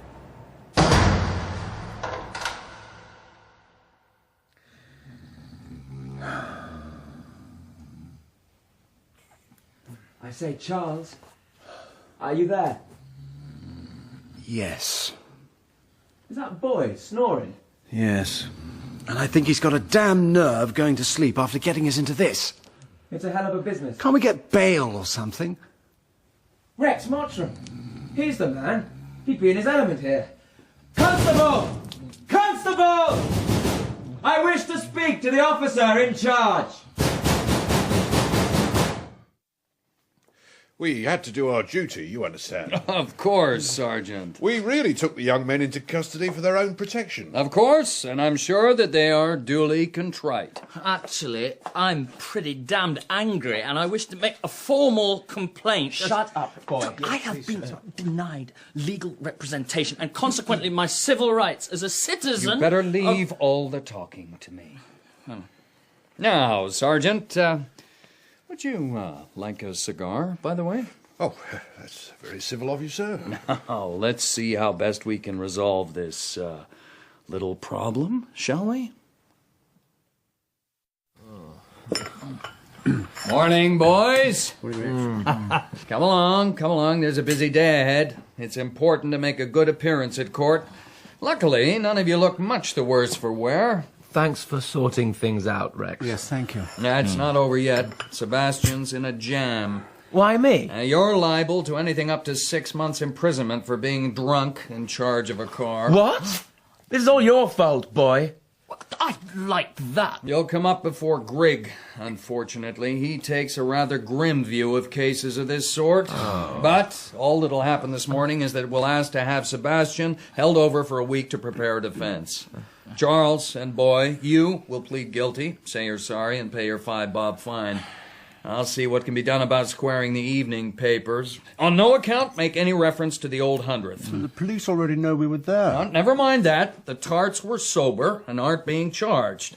But their names have been taken as witnesses. If we contest the police evidence, they'll be called, and we have got to avoid that at all costs. This is a nightmare. We'll need a Don to give evidence of good character. Julia tells me you've got a tame one called Sam Grass. He'll do. Oh, no. Now, meanwhile, your story is simply that you came up from Oxford for a perfectly respectable dance, weren't used to wine, had too much, and lost the way driving home.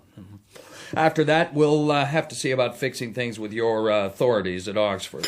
I told them to call my solicitors, and they refused. They've put themselves hopelessly in the wrong, and I don't see why they should get away with it. Well, for heaven's sake, don't start an argument. Just plead guilty and pay up. You understand? Everything happened at court as Rex had predicted. At 10:30 we stood in Bow Street. Mulcaster and I, free men. Sebastian bound over to appear in a week's time. Well, that's that. For you, maybe. Yes. Well, I've got some business to attend to, so see you back at Oxford. Oh, I suppose Mummy's got to hear about it. I don't see how you can conceal it. Damn.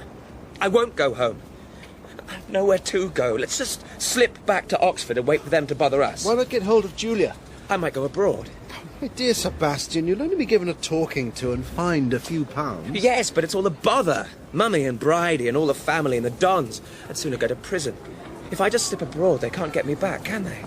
That's what people do when the police are after them. I know Mummy will make it seem as she has to bear the whole brunt of the business. Come on, let's telephone Julia. Well, you are a pair of pickles. I must say you look remarkably well on it. I don't feel well. The only time I got tight, I was paralysed all the next day. I do think you might have taken me with you.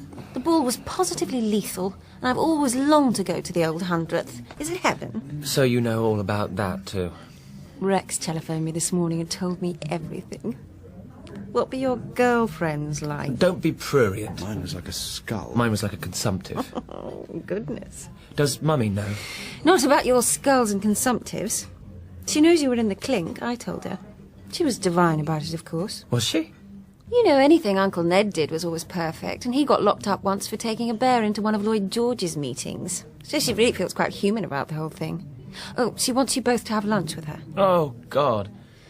The only trouble is the papers and the family. Poor Mummy's in for a ghastly time with them. We lunched with Lady Marchmain, who accepted the whole thing with humorous resignation. A week later, when Sebastian came up for trial, he was fined £10, and the newspapers reported it all with painful prominence. Mr. Samgrass gave evidence that Sebastian bore an irreproachable character. At Oxford, he interviewed the college authorities, the proctors, and the vice-chancellor, and as a result, the three of us were merely gated for the rest of term. When, after Christmas, I arrived at Brideshead, I found Mr. Samgrass, as though in wait for me, sitting alone before the fire in the room they called the Tapestry Hall. You find me in solitary possession, Charles. Mr. Samgrass, what a pleasant surprise. Lady Marchmain was kind enough to invite me. Come, join me by the fire. All our young friends are fox hunting. Even Sebastian, who, you will not be surprised to hear, looked remarkably elegant in his pink coat. You weren't tempted to join them? Who else is here? Oh, there's a convalescent Dominican, Sir Adrian Pawson, of course, and two rather forbidding Magyar cousins. I've tried them in German and French, but in neither tongue are they diverting. All these have driven off with our hostess to visit a neighbour, so I have been spending a cosy afternoon before the fire. Your arrival emboldens me to ring for some tea. Is Julia here? Lady Julia departs to celebrate the New Year elsewhere and takes the beau monde with her. Sir? Ah, could we have some tea sent up, please? Sir. I shall miss the pretty creatures about the house. Particularly one Celia, the sister of our old companion in adversity, Boy Mulcaster, and wonderfully unlike him. She has a bird-like style of conversation, and a school monitor style of dress which I can only call saucy. How's the book coming along? I start in earnest tomorrow. Draw me a bath, Wilcox. It is a treasure house of period gems. Pure, authentic 1914. Charles! You're here. When did you arrive? Not long ago. Mr. Samgrass has been keeping me entertained. A successful morning, I trust? Not especially. I lost the hunt early and hacked home. Sebastian, you're back early. And Charles, so pleased you could join us. Happy Christmas, Lady Marchmain. And a happy Christmas to you, too. Who's coming to chapel for the rosary? I don't think Charles will be interested. I'm afraid not. We really must make a Catholic of you, Charles. I don't think I'm really Catholic material. I'll come along if I may, Lady Marchmain. Of course. Sebastian? I must have a bath at once. Looks as if it's just you and me, Mr. Samgrass. Will Lady Julia be joining us? I'm afraid not. She's been about. I wish Mr. Samgrass would go. I'm sick of being grateful to him. Why is he here? Mummy, come and talk to me while I change. In the course of the next fortnight, distaste for Mr. Samgrass came to be a little unspoken secret throughout the house. Religion predominated both in practice and conversation. I had many little talks with Lady Marchmain, during which she delicately steered the subject into a holy quarter. When I was a girl, we were comparatively poor, but still much richer than most of the world. And when I married, I became very rich. It used to worry me. I don't think it would worry me. I thought it wrong to have so many beautiful things when other people had nothing. Now I realize that it is possible for the rich to sin by coveting the privileges of the poor. Are the poor so privileged? They've always been the favourites of God and his saints. But I believe that it is one of the special achievements of grace to sanctify the whole of life, riches included. I thought it was easier for a camel to go through the eye of a needle. But of course it is very unexpected for a camel to go through the eye of a needle. But the gospel is simply a catalogue of unexpected things. Animals are always doing the oddest things in the lives of the saints. It's all part of the poetry, the Alice in Wonderland side of religion. But I was as untouched by her faith as I was by her charm. I had no mind then for anything except Sebastian, and I saw him as already being threatened, though I did not know yet how black was the threat. After a fortnight, he said, I can't stand Mr. Samgrass any more. Let's go to London. And so he came to stay with me. We returned to Oxford, but the sadness that had been strong in Sebastian the term before now became a kind of sullenness, even towards me.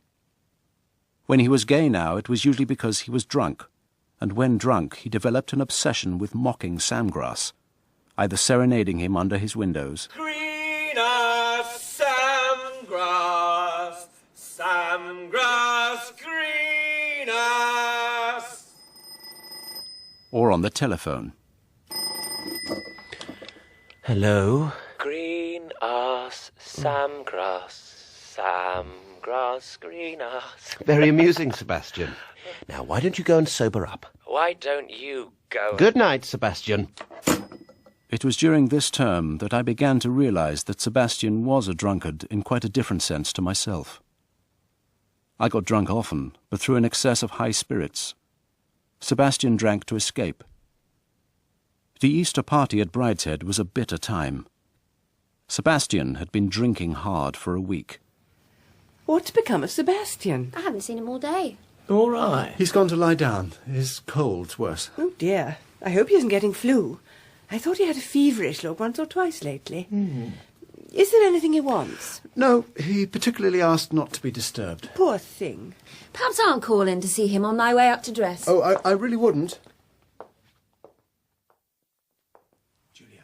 Hmm? Sebastian's drunk. He can't be. He didn't even come for a cocktail. He's been drinking in his room all afternoon. Oh, very peculiar. What a bore he is. Will he be all right for dinner? No. Well, you must deal with him. It's no business of mine. Does he do this often? He has lately. How very boring.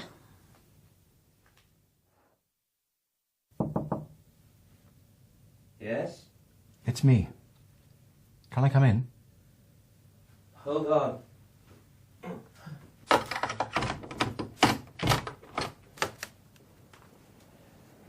Come in then. Oh, God, look at you. Feeling rather drunk. Think I'd better have something on a tray up here. Not dinner with Mummy. Go to bed. Yes. I'll say your cold's worse. Much worse. Was this decanter full when you brought it up here? Yes. I'll take it back. You put that down. Don't be an ass, Sebastian. You've had enough. What the devil's it got to do with you? You're only a guest here. My guest. I drink what I want to in my own house. Very well. Only for God's sake, keep it out of sight. Oh, mind your own business. You came here as my friend. Now you're spying on me for my mother. Don't be absurd. I know. Well, you can get out. And tell her from me that I'll choose my friends and she her spies in future.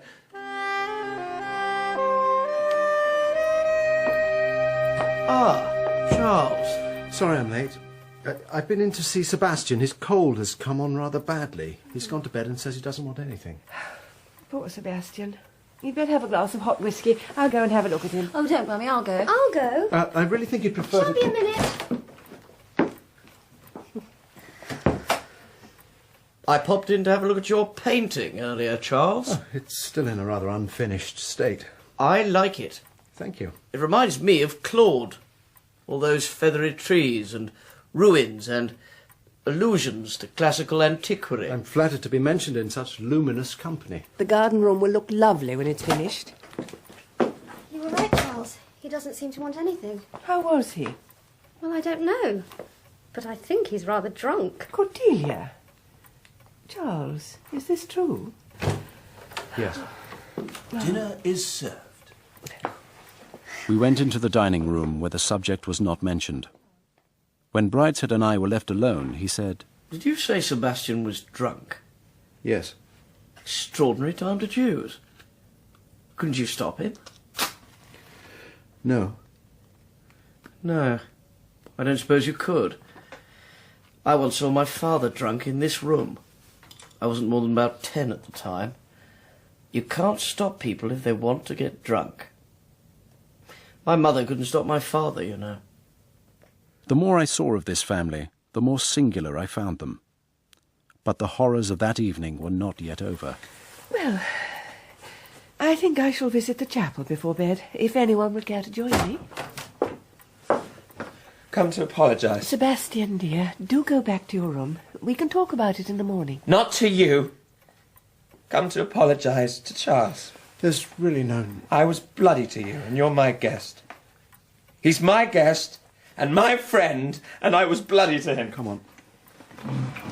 Let me take you to your room. Thank you, Charles. You're the best friend a fellow could have.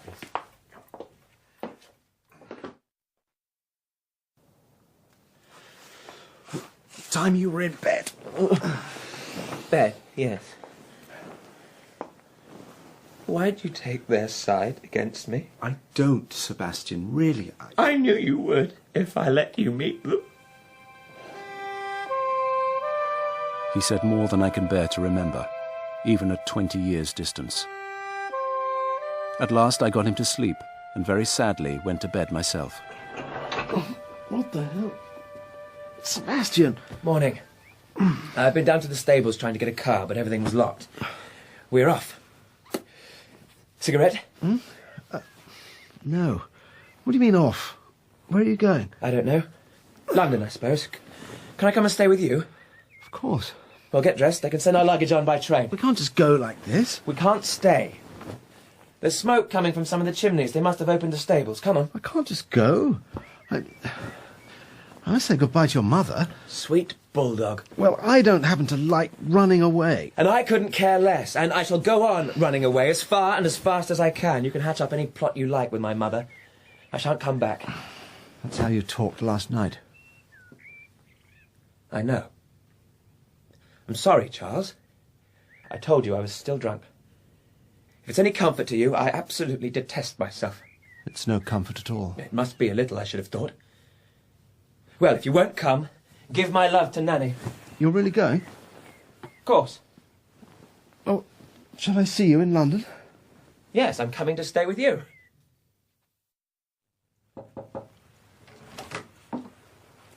Charles. I don't want to disturb you. Not at all. Just a little pretty point. Come, sit by me. I wanted to let you know that I'll be leaving this afternoon. Oh, I shall miss you. Will you be seeing Sebastian? Yes. He'll be staying with me. Good. I wish I had not seen him like that. Last night? It was cruel. I don't mind the idea of his being drunk. It's a thing all men do when they're young. What hurt last night was that there was nothing happy about him. I know. I've never seen him like that Last before. night of all nights, when everyone had gone and only ourselves here. You see, Charles, I look on you very much as one of ourselves, and Sebastian loves you. I can't bear to see him so unhappy. It was horrible, but please don't think that's his usual way. Mr. Samgrass told me he was drinking too much all last term. Yes, but not like that. Never before. Then why now, here, with us? All night I've been thinking and praying and wondering what I was to say to him, and now this morning he isn't here at all. That was cruel of him, leaving without a word. I know. I don't want him to be ashamed. It's being ashamed that makes it all so wrong of him. He's ashamed of being unhappy. I believe you and he tease Mr. Samgrass, rather. Yes. It's naughty of you. I'm very fond of Mr. Samgrass, and you should be too, after all he's done for you. But I think if I were your age and a man, I might be just a little inclined to tease him myself. But last night... You see, it's all happened before. I can only say I've been drunk with him often, but last night was quite... I don't mean Sebastian. I mean years ago. I've been through it all before with... Well, you must know what I mean. Yes. His father used to be drunk in just that way. Someone told me he's not like that now. I pray God it's true. He ran away too, you know. It was as you said just now. He was ashamed of being unhappy. Both of them, unhappy, ashamed, and running away. I simply don't understand it. Do you, Charles? Only very little. And yet Sebastian is fonder of you than of any of us, you know. You've got to help him. I can't. It was an hour before she had said all she meant to say. Then, as I rose to leave her, she added, as though in an afterthought, I wonder, have you seen my brother's book? It has just come out. I looked through a copy in Sebastian's room. I should like you to have a copy. May I give you one? Yes, of course, thank you. They were 3 splendid men, my brothers. Ned was the best of them. He was the last to be killed. When the telegram came, as I knew it would come, I thought, now it's my son's turn to do what Ned can never do. I was alone then. Sebastian was just going to Eton. If you read Ned's book, you'll understand. Let me write in it for you.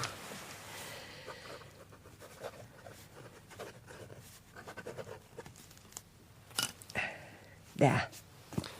Thank you. I prayed for you too in the night. I was no fool. I was old enough to know that an attempt had been made to suborn me, and young enough to have found the experience agreeable. In the train to London, I read the book Lady Marchmain had given me. Mr. Sandgrass's deft editorship had assembled a curiously homogeneous little body of writing. I wondered, as the train carried me farther and farther from Lady Marchmain, whether perhaps there was not on her, too, the same blaze, marking her and hers for destruction by other ways than war. Charles! You seem considerably jollier than you were this morning. It must be the clean London air.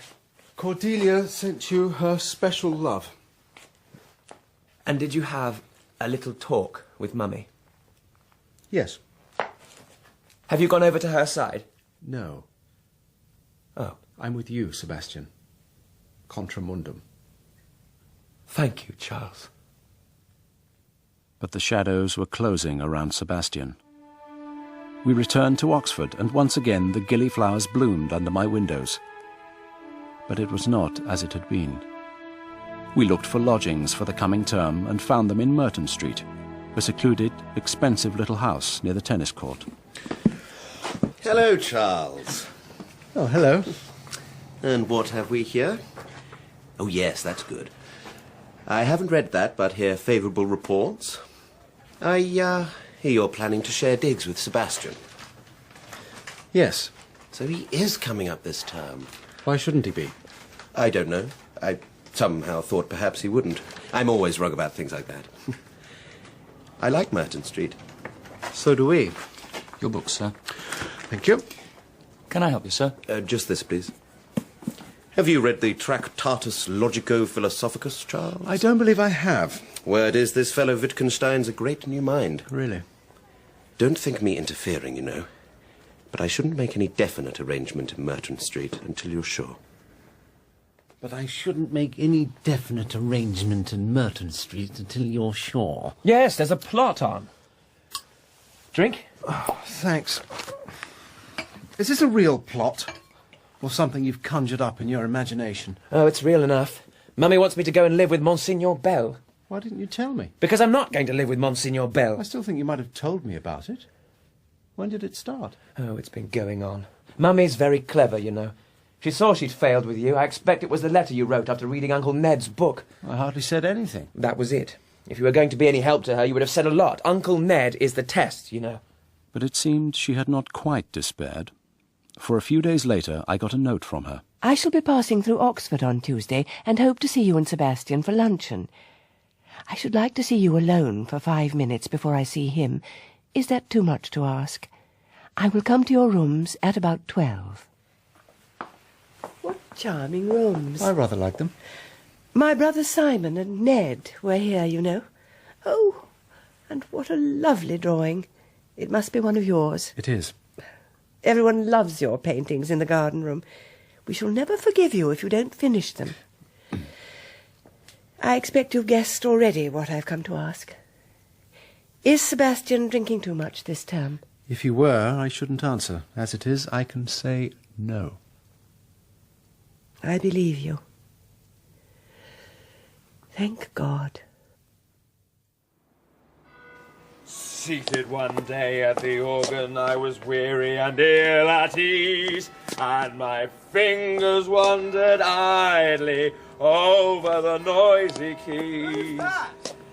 I know not what I was playing, or what I was dreaming then, but I struck one chord of music like the voice of a great amen.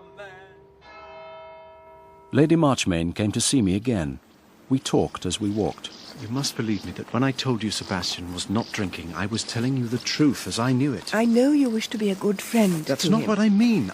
I believed what I told you. I still believe it to some extent. Charles. I believe he has been drunk 2 or 3 times before. Not more. It's no good, Charles. All you can mean is that you have not as much influence or knowledge of him as I thought. It's no good to either of us trying to believe him. I've known drunkards before. Love of truth is the first thing that goes. You know I had been doubtful about his sharing rooms with you. Yes. You also know that we are all fond of you, apart from your being Sebastian's friend. And we should miss you so much if you ever stopped coming to stay with us. But I want Sebastian to have all sorts of friends, not just one. You can't force someone to make friendships. Monsignor Bell tells me he never mixes with the other Catholics, never goes to the Neum, and very rarely goes to Mass even. Heaven forbid that he should know only Catholics, but he must know some. Needs a very strong faith to stand entirely alone, and Sebastian's isn't strong. You know I don't share your faith. Of course. Nor can I be expected to persuade Sebastian against his will. I wouldn't expect such a thing. But after his behaviour on Tuesday night... No, Charles, it is not the logic of the thing. Well, have you a remedy? The college are being extremely kind. They say they will not send him down, provided he goes to live with Monsignor Bell. Lady Marchmain, if you want to make him a drunkard, that's the way to do it. I'm afraid I must disagree. Don't you see that any idea of his being watched would be fatal? Oh, dear, it's no good trying to explain. Protestants always think Catholic priests are spies. I don't mean that, but surely you can see... Sebastian must feel free. But he's been free up till now, and look at the result.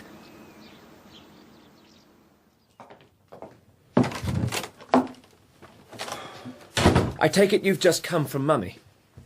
You know. I'm going to cable Papa. He won't let them force me into this priest's house. But if they make it a condition of your coming up... I shan't come up. Sebastian! Can you imagine me serving Mass twice a week, being explained when I was out of the room as the rather embarrassing local inebriate who's been taken in because his mother is so charming? I told her it wouldn't do. Shall we get really drunk tonight? It's the one time it could do no conceivable harm. Contra mundum. Contra mundum. Bless you, Charles. There aren't many evenings left to us. Next day, Lady Marchmain left Oxford, taking Sebastian with her. What about these items? The skull's mine, the Chinese vase is Sebastian's. My mother believes Sebastian is a confirmed drunkard. I know. Is he? He's in danger of becoming one. I believe God prefers drunkards to a lot of respectable people. For God's sake, why bring God into everything? I'm sorry. I forgot. But you know, that's an extremely funny question. Is it? To me, not to you. It seems to me that without your religion, Sebastian would have the chance to be a happy and healthy man. It's arguable. Do you think he'll need this elephant's foot again? Sebastian gone, I was the loneliest man in Oxford. I got through the remainder of the term somehow, then returned to London with no plans made. That very good-looking friend of yours, is he not with you? No. Ah, sorry. I liked him. Father, do you particularly want me to take my degree? I want you to? Good gracious, why should I want such a thing? There's no use to me. There's not much use to you either, as far as I can see. That's exactly what I've been thinking. I thought perhaps it was rather a waste of time going back to Oxford. You've been sent down. No. My brother warned me of this. I've not been sent down. Well, then what's all the talk about? Everyone stays up at least 3 years. I knew one man who took 7 years to get a pass degree in theology. I only thought that if I was not going to take up one of the professions where a degree is necessary, it might be best to start now on what I intend doing. And what is that? I intend to be a painter. To this my father made no answer at the time. The idea, however, seemed to take root in his mind, and by the time we spoke of the matter again, it was firmly established. When you're a painter, you'll need a studio. Yes. Well, there isn't a studio here. Well, there isn't a room you could use decently as a studio. Well, I'm not going to have you painting in the gallery. No, I never meant to. Nor will I have undraped models all over the house. Nor critics with their horrible jargon. And I don't like the smell of turpentine. I presume you intend to do the thing thoroughly and use oil paint? I don't suppose I shall do much painting in the first year. Huh? Anyway, I shall be working at a school. Ah, abroad. There's excellent schools abroad, I believe. I should like to have a look round first. Yeah, well, look round abroad. Then you agree to my leaving Oxford? Agree, my dear boy. You're 22. 20. 21 in October. Is that all? Oh, seems much longer. A few days later, I received a letter from Lady Marchmain. My dear Charles, Sebastian left me this morning to join his father abroad. The college has sent him down for a term only, and will take him back after Christmas, on condition he goes to live with Monsignor Bell. It is for him to decide.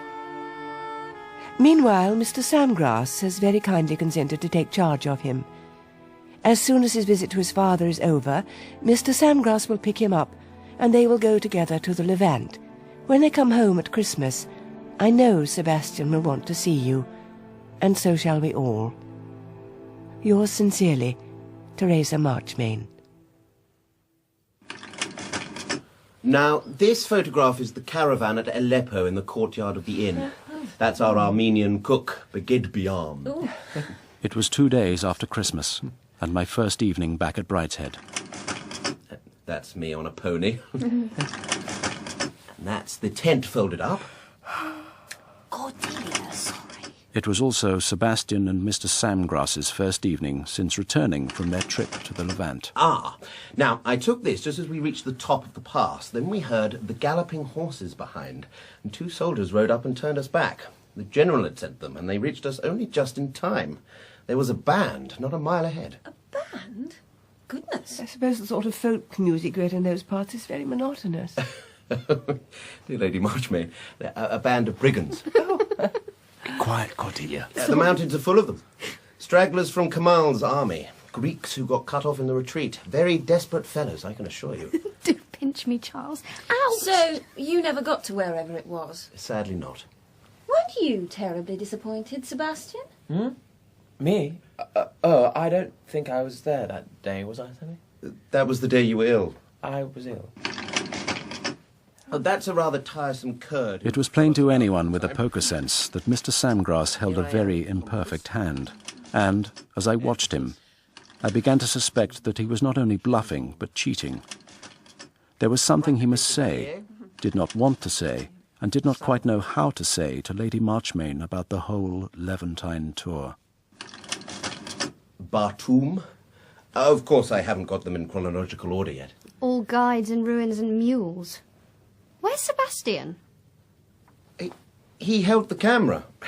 He became quite an expert as soon as he learned not to put his hand over the lens, didn't you, Sebastian? Here's a group taken by a street photographer on the terrace of the St. George Hotel at Beirut. There's Sebastian. Isn't that Anthony Blanche? Yes, we saw quite a lot of him. Met him by chance at Constantinople.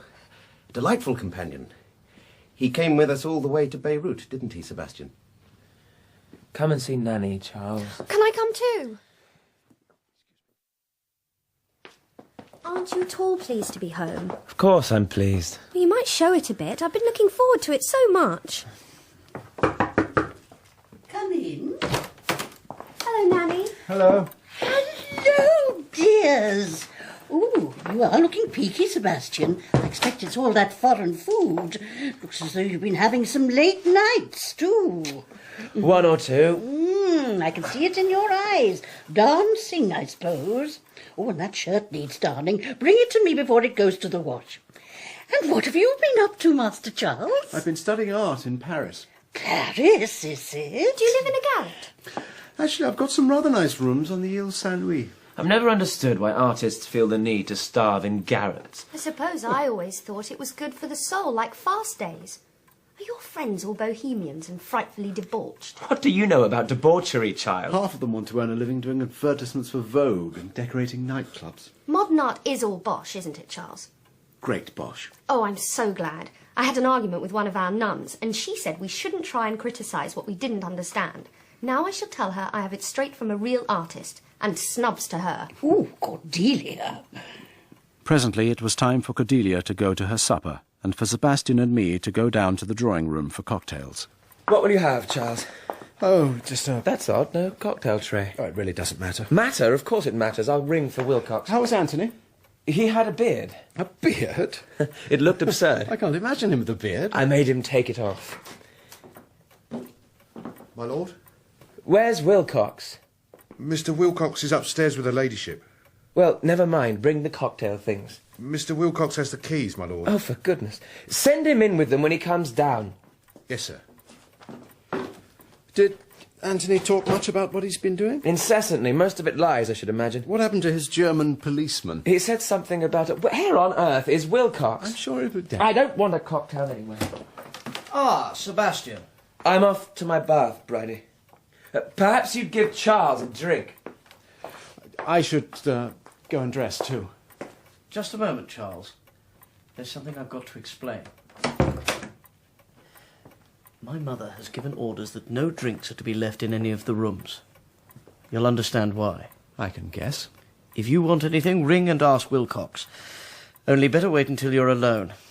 I'm sorry, but there it is. Is that necessary? I gather very necessary. You may or may not have heard that Sebastian had another outbreak as soon as he got back to England. I hadn't. He was lost over Christmas. Mr. Samgrass only found him yesterday evening. Are you sure this is the best way of dealing with it? It's my mother's way. Now, will you have a cocktail now that he's gone upstairs? Thanks for the offer, Bridie, but I think it would choke me.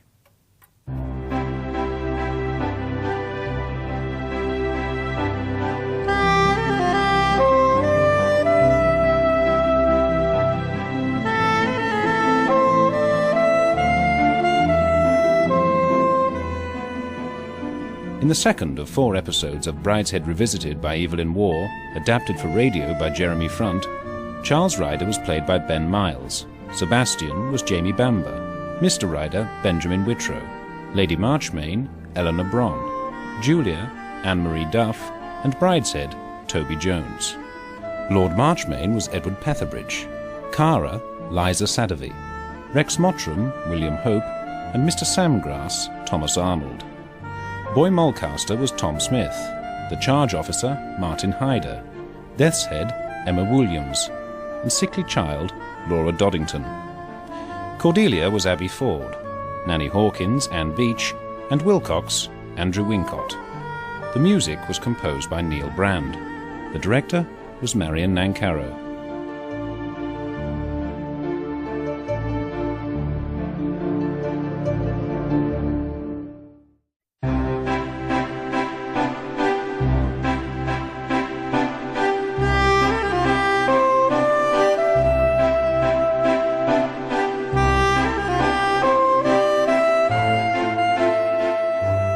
Brideshead Revisited by Evelyn Waugh, adapted for radio by Jeremy Front, with Ben Miles as Charles, Jamie Bamber as Sebastian, and Eleanor Bron as Lady Marchmain.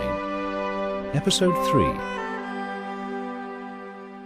That Christmas at Brideshead was an unhappy time. I had been living in Paris, and Sebastian had just returned from his tour of the Levant. He was paler, thinner, and pouchy under the eyes. He looked down at heel, too, with unkempt clothes and hair. Who the hell? Oh, it's you. You gave me a fright. So you managed to get a drink, I see. I don't know what you mean. Oh, for Christ's sake, you don't have to pretend with me. You might offer me some. It's just something I had in my flask. I've finished it now. What's going on? Nothing. A lot. I'll tell you sometime. Why not now? Leave it, Charles. Are you coming down? Not yet. I'll see you down there. Well, what's going on? Oh, just another boring family putain. Sebastian got tight again, so we've all got to keep an eye on him. It's too tedious. It's pretty boring for him, too. Well, it's his fault. Why can't he behave like anyone else? Talking of keeping an eye on people, what about Mr. Samgrass? What about him? Do you notice anything at all fishy about that man? Very fishy. Do you think your mother sees it? Mummy only sees what suits her. She can't have the whole household under surveillance. I'm causing anxiety too, you know. I didn't know. I've only just come from Paris. We dined in the painted parlour. As a matter of fact, it was really quite delicious. So sorry I'm late, everyone. Mr. Samgrass was just telling us about a rather curious meal he ate in the Levant. Do carry on. Well, very much to my surprise, and once I watched the champagne go round the table until it came to Sebastian. I'll have whiskey, please. I saw Wilcox glance over his head to Lady Marchmain, who gave a hardly perceptible nod. The tiny decanter which Wilcox put before Sebastian was half empty. Sebastian raised it very deliberately, tilted it, looked at it, and then in silence poured the liquor into his glass. Who's hunting tomorrow? Cordelia. Yeah, I'm taking that young horse of Julia's, just to show him the hounds. I shan't keep him out more than a couple of hours. Rex is arriving sometime. I better stay in to greet him. I'd like to hunt, please, if there's anything for me. Oh, of course. That's delightful. I'd have asked you, only you always used to complain so of being made to go out. You can have Tinkerbell. She's been going very nicely this season. I rather wish I was coming out with you tomorrow. Well, you wouldn't see much sport. Why not? Because I shall leave Bridie at the first covert, hack over to the nearest good pub and spend the rest of the day quietly soaking in the bar parlour. Well, I can't stop you. You can, as a matter of fact. Oh? By not giving me any money. I don't understand. They stopped my bank account in the summer. Oh, Sebastian. It's been one of my chief difficulties. I pawned my watch and cigarette case to ensure a happy Christmas. So I shall have to come to you tomorrow for my day's expenses. Well, you know perfectly well I can't. Can't you, Charles? Well, I dare say I shall manage on my own somehow. I've got rather clever at that lately, managing on my own. I've had to. What have you and Mr. Samgrass been up to? He told you at dinner. Ruins and guides and mules, that's what Sammy's been up to. We decided to go our own ways, that's all. And you? What were you doing when he was visiting ruins? We began on a grand tour, but he had his work cut out keeping his eye on me. My lucky time was at Constantinople. I managed to make some money at cards one evening when Sammy wasn't looking. Next day, I gave him the slip and was having a very happy hour in the bar at the Decathlon when... Good Lord above, Sir Sebastian Flyte. Antoine, what a delight. I don't know why I should be surprised. One is always bumping into old school chums in unlikely places. Why have you grown a beard? Well, I think it rather distinguished, and it makes me feel ostentatiously masculine. Do you like it? There's a hint of the Navy about it. Allow me to introduce you to my friend, Jesus. This is Lord Sebastian Flyte. Hello. How do you do? What brings you to Constantinople, my dear? I just popped in for a drink. Just the one? Sebastian! Oh, no. Who's the sweaty little man under the Panama? Never mind. You couldn't lend me a tenner, could you? Oh, yes, of course, yeah. Thanks. Where have you been, Sebastian? I've looked everywhere. After that, I didn't get a minute out of Sammy's sight until Athens, when I simply went down to the port. Found a sailor who spoke American, lay up with him till his ship sailed, popped back to Constantinople, and that was that. What was what? I stayed there till it got too cold. Then Anthony and I drifted south till we met Sammy by appointment in Syria 3 weeks ago. Didn't Sammy mind? Oh, I think he quite enjoyed himself in his own ghastly way. So here I am, with Christmas behind me. I was determined to have a happy one. And did you? I think so. Don't remember it much. That's always a good sign, isn't it? Oh, Sebastian, do go and change. You look so lovely in hunting clothes. Gibbs couldn't find them. That's a fib. I helped him get them out myself before you were called. Not in pink, Sebastian. Don't you start. Tell him, Charles. Leave me alone, child. Charles, a moment, if you please. Look, I left my flask here to be filled with all the others. Empty, see? I can't even be trusted that far. It's they who are mad, not me. Now, you can't refuse me money.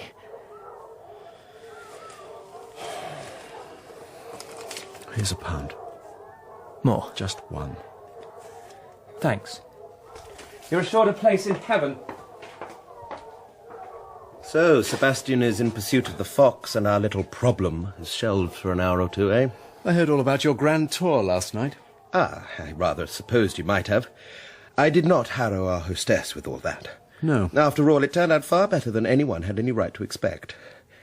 I did feel, however, that some explanation was due to her of Sebastian's Christmas festivities. You may have observed last night that there were certain precautions. I did. You thought them excessive? Frankly, yes. I am with you, particularly as they tend to compromise the comfort of our own little visit. I have had a talk upstairs with our hostess this morning. I think we may hope for some relaxation tonight. I'm not sure that tonight would be the best time to start the relaxation. But surely... Why not tonight? After a day in the field under Brideshead's inquisitorial eye. I suppose it's none of my business, really. Well, nor mine, strictly, now that he is safely home. And yet you specifically advise against it tonight. I wonder why. Sebastian can come to no mischief today. For one thing, he has no money. I even have his watch and cigarette case upstairs. You do? Just as a safeguard, you understand. He will be quite harmless. As long as no one is so wicked as to give him any money. Quiet, Bobby. Ah, Lady Julia, good morning to you. Good morning. And how is the peak this hunting morning? Oh, the little peak's all right. But I've got Rex Mottram coming here today, and we simply can't have another evening like last night. Someone must speak to Mummy. Someone has. I spoke. Oh. I think it will be all right. Well, thank God for that. Are you painting today, Charles? Yes, actually, I'm just on my way to the garden room. Good. I'll come with you if that's all right. Yes, of course. I like seeing your work in progress. See you at lunch, Mr. Sandgrass. Come on, Bobby. Good afternoon, Lady Marchmain. Merry Christmas to one and all. So lovely to see you, Rex. Mummy, do look at Rex's Christmas present. There you go, boy. Oh, good grief. A tortoise. Look, it's got my initials set in diamonds in a shell. Dear me. I wonder if it eats the same sort of things as an ordinary tortoise. What will you do when it's dead? Oh, Mr. Sandgrass. Can you have another tortoise fitted into its shell? Perhaps it could be mounted on a wall. Can we please change the subject? It has taken a rather gruesome turn. Let's have some tea. So, what's to be done with Sebastian? Good old Rex, straight to the point. I'm sorry, I don't wish to stir things up. No, it's like a breath of fresh air after all the whispering. Don't you think, Charles? I'm not at all sure I should get involved. Well, you are involved, whether you like it or not. Anyway, Rex has had a terribly good idea. Oh, yes? Send him to Berethus at Zurich. Berethus is the man. Berethus. He works miracles every day at that sanatorium of his. You know how Charlie Kilcartney used to drink? No, I'm afraid I don't know how Charlie Kilcartney drank. Well, 2 wives despaired of him. And when he got engaged to Sylvia, she made it a condition that he should take the cure at Zurich. And it worked. And he hasn't touched a drop since, even though Sylvia walked out on him. Why did she do that? Poor Charlie got rather a bore when he stopped drinking. It's a pity this Berethus can't cure a man of becoming tedious. That's not really the point of the story. No. Suppose not. I suppose really it's meant to be an encouraging story. He takes sex cases, too, you know. Dear, what very peculiar friends Sebastian will make in Zurich. He's booked up for months ahead, but I think he'd find a room if I asked him. I could telephone him from here tonight. We'll think about it. Hello all. Oh, Julia, what's that? How beastly. It's Rex's Christmas present. Oh, sorry. I'm always putting my foot in it. But how cruel. It must have hurt frightfully. They can't feel. How do you know? Bet they can. I'm going to ring for scrambled eggs. I had one tea at Mrs. Barney's, but I'm still hungry. How was your day, darling? Spiffing. Jean's Strickland Venables fell in the mud. Oh, Cordelia. We ran from Bangers to Upper Eastry without a check. I reckon that's 5 miles, don't you, Bridie? 3. Not as he ran. Ah, Wilcox, I'd like scrambled eggs, please. And tell cook not to stint. I'm absolutely ravenous. Yes, miss. No sign of Lord Sebastian, Wilcox? I expect he got lost. No, my lady. He must have stopped for tea with someone. How very unlike him. I do hope dear Sebastian hasn't run into any trouble, eh, Charles? But half an hour later, when Wilcox brought in the cocktail tray, he said, Lord Sebastian has just rung up to be fetched from South Twining. South Twining? Who lives there? He was speaking from the hotel, my lady. South Twining? Goodness, he did get lost. When he arrived, I saw that he was 2/3 drunk. At length, when Lady Marchmain, Julia, and the servants left us, Brideshead said, You'd best go to bed, Sebastian. Have some port first.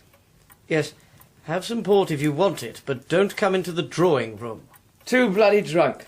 Like olden times. Gentlemen always too drunk to join ladies in olden times. Well, I'm going through.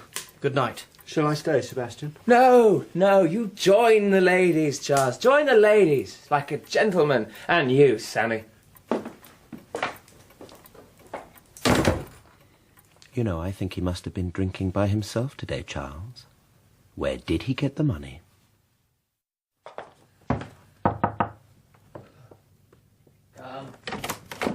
Morning.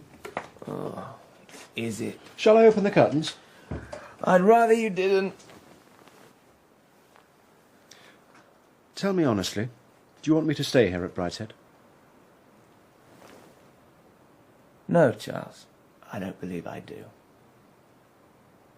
I'm no help. No help. Very well. Goodbye, Sebastian. Goodbye, Charles.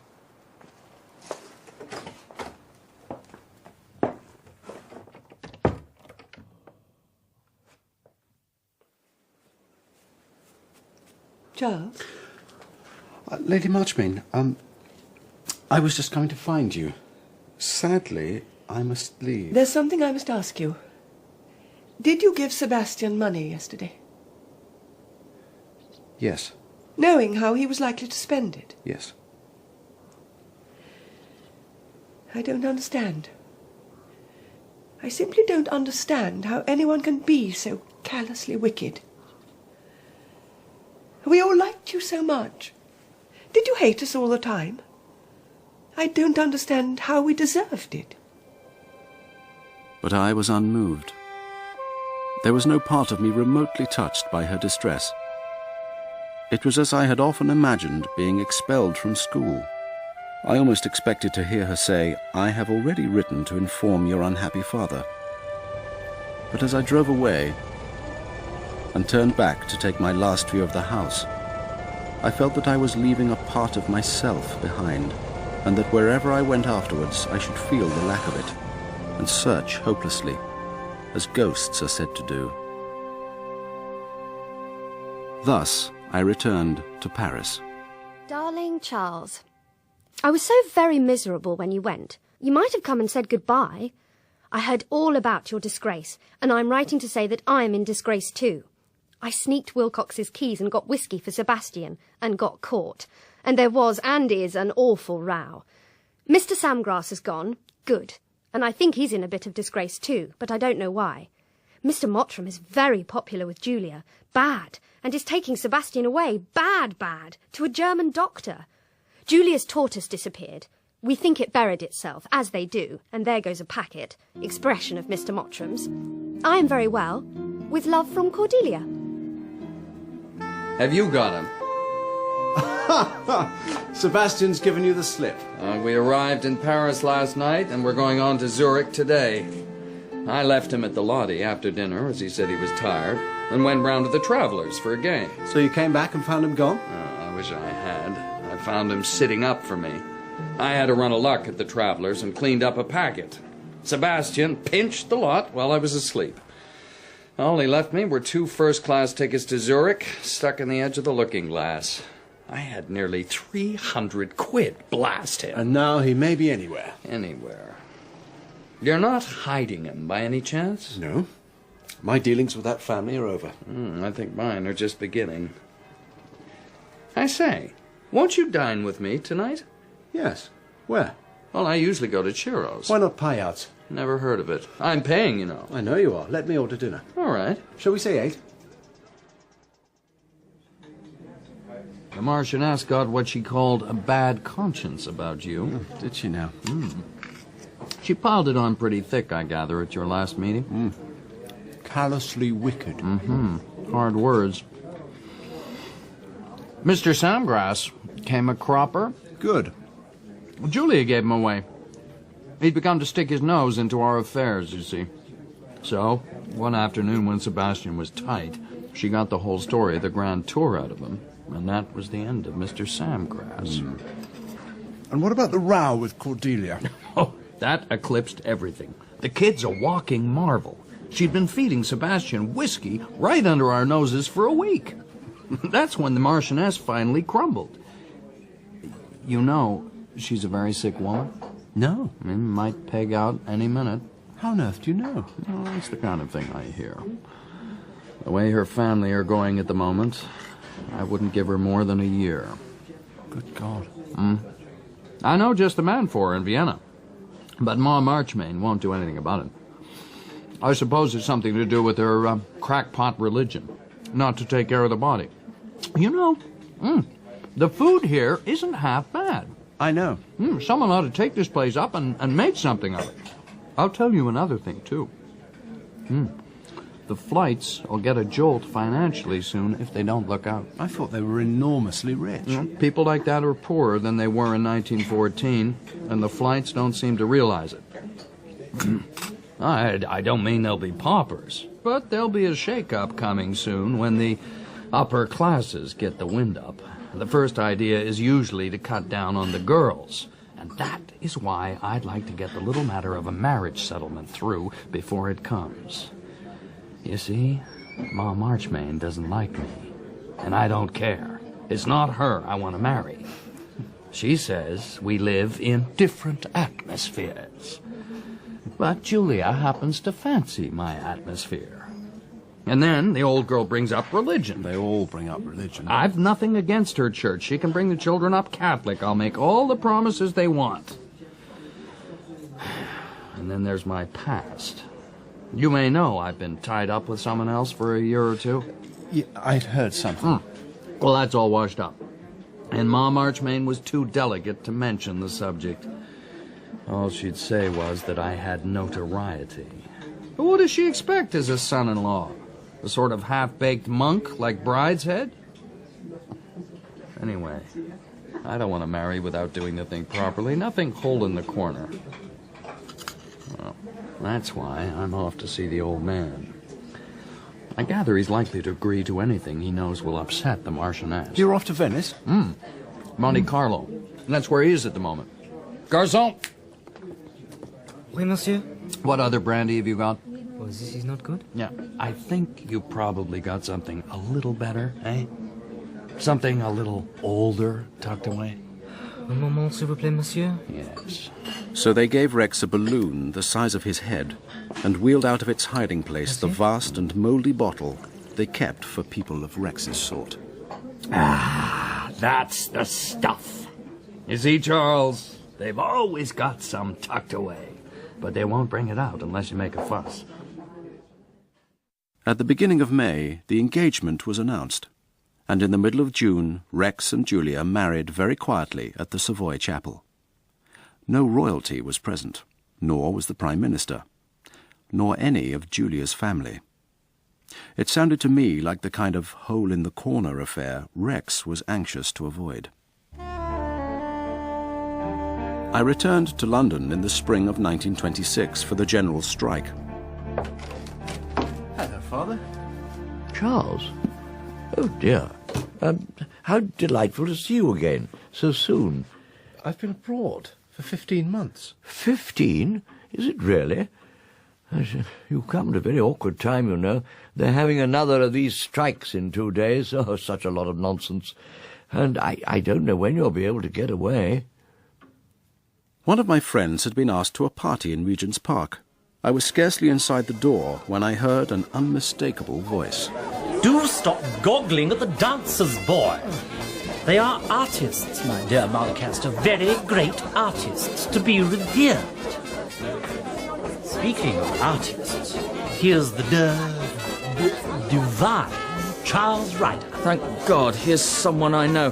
How have you been, Charles? Well, thanks. I've been living abroad. Paris, so my spies tell me. Who is our hostess? Lord knows. Girl brought me. Can't see her anywhere. She's given you the slip, my dear, and shall I tell you why? Why? Because you look ridiculously out of place, Malcaster. It isn't your kind of party at all. You ought not to be here. You ought to go away to the old 100th or some lugubrious dance in Belgrave Square. Just come from one. Too early for the old 100th. I'll stay on a bit. Things may cheer up. I spit it. Let me talk to you, Charles. We took a bottle and found a corner in another room. Almost immediately, inevitably, we began to talk of Sebastian. My dear, he's such a sot. He came to live with me in Marseille last year when you threw him over, and really it was as much as I could stand. Sip, sip, sip, like a dowager all day long. And so sly. I was always missing little things, my dear.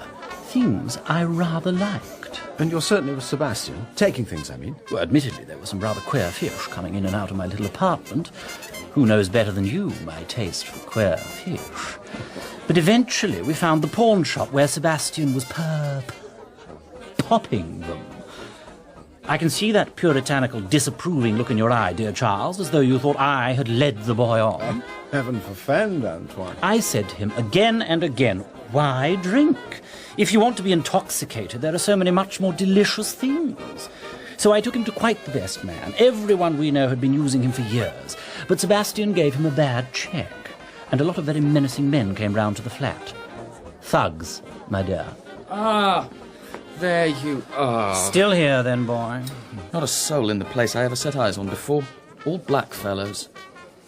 We left Marseille and went to Tangier, and there, my dear, Sebastian took up with his new friend, a great clod of a German who'd been in the Foreign Legion and got out by shooting off his great toe. Sebastian found him in the Casbah and brought him to stay with us. It was too macabre. And so I came back to good old England. This is the dullest party I've been to in ages. Do you think it might be witty to give the fire alarm? Yes, boy. Run away and ring it. Might cheer things up. Was that the last you saw of Sebastian? I think he and his lame chum went to French Morocco. They were in trouble with the Tangier police when I left them. The Marchioness has been a positive pest ever since I came back to London. In what way? Oh, trying to make me get in touch with them. What a time that poor woman's having. It only shows there's some justice in life. That's my girl, over there, with that black fellow. The girl who brought me. She seems to have forgotten you now. Yes. I wish I hadn't come. Let's go somewhere. I've telephoned the brigade. You boys go. I have other fish to fry.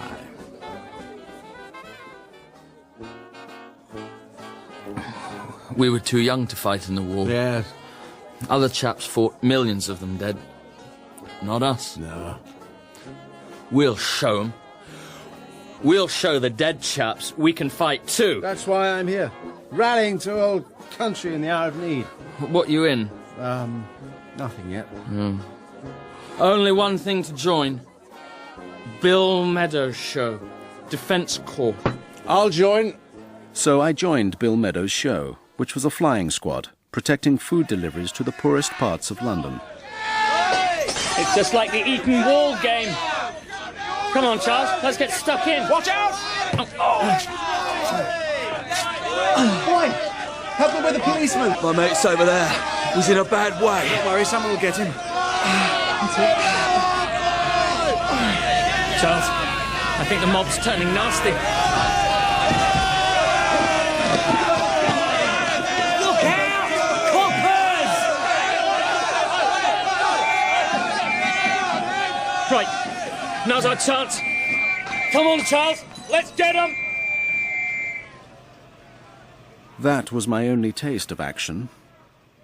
Next day, the general strike was called off, and the country everywhere, except in the coalfields, returned to normal.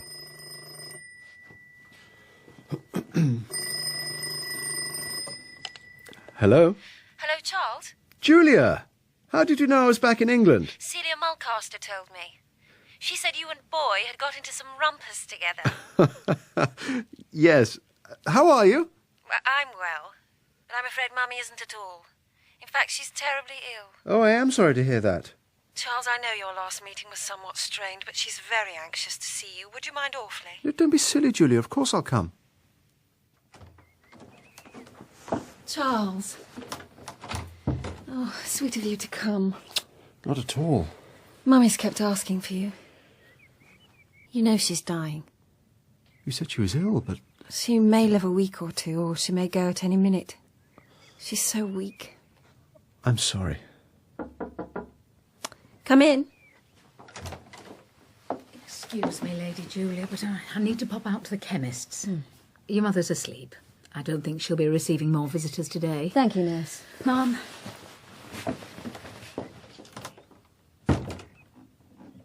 Sorry, Charles.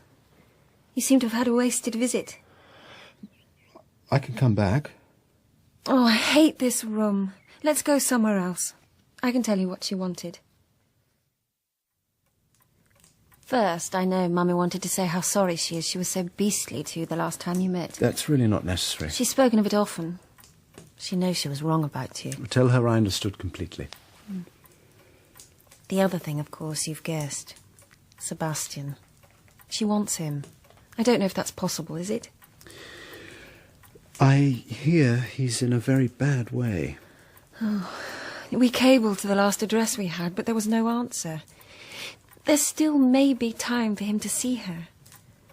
I thought of you as the only hope.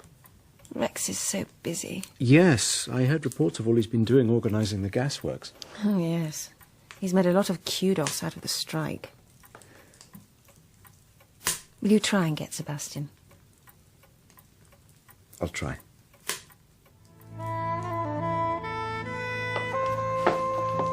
Thank you for seeing me. Not at all. That's what the consulate's here for. And I must say, I'm delighted someone has come to look after young Flyte at last. He's been something of a thorn in our sides here. Oh, dear. I'm sorry to hear that. I don't say there's any harm in him, but he's an anxiety. And there's an awful fellow sponging on him. A German. A thoroughly bad hat, by all accounts. His mother is dangerously ill. That's why I'm here. She wants to make her peace with him. You'll probably find him at home now. Goodness knows there's nowhere to go in the old town. If you like, I'll send the porter to show you the way.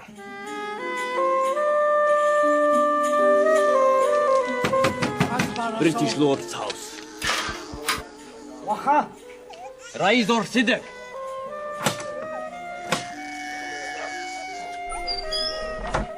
I wait here. You go with this fellow.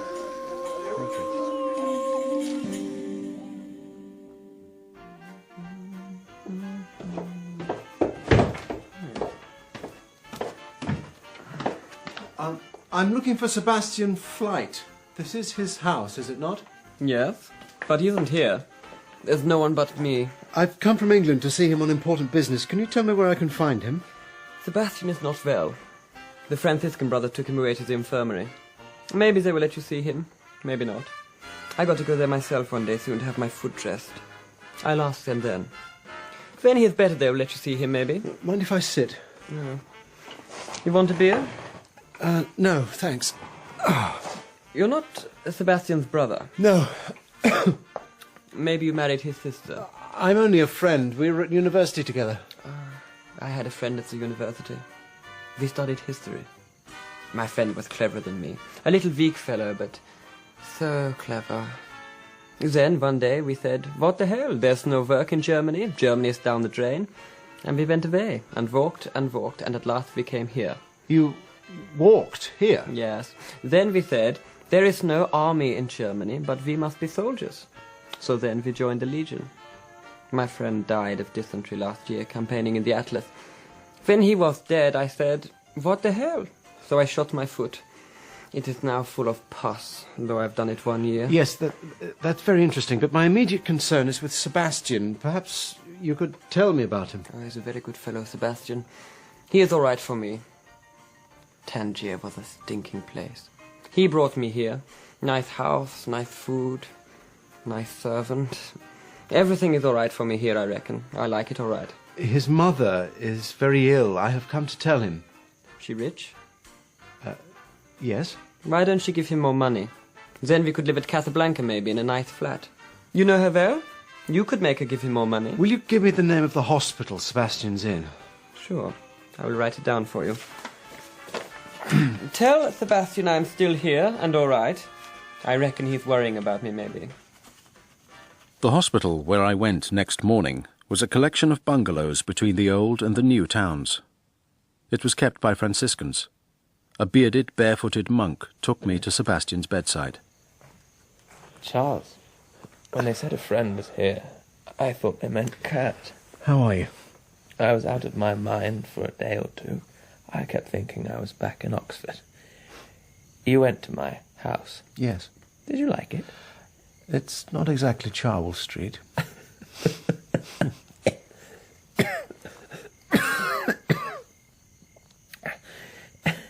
Is Kurt still there? He said to tell you he's all right. I won't ask if you liked him. No one does. It's funny. I couldn't get on without him, you know. Julia asked me to come and find you. I'm afraid your mother's very ill. Poor Mummy. She really was a femme fatale, wasn't she? She killed at a touch. Julia. Found Sebastian. Stop. Unable to travel. Stop. Visiting daily in hope. Stop. Oh. Charles. Your friend is much happier today. Really? He has a bottle of cognac in bed with him. Oh. Well, I'll leave you with him. Thank you. Hello, Charles. Something's happened, hasn't it? It's your mother. I received a telegram from Julia this morning.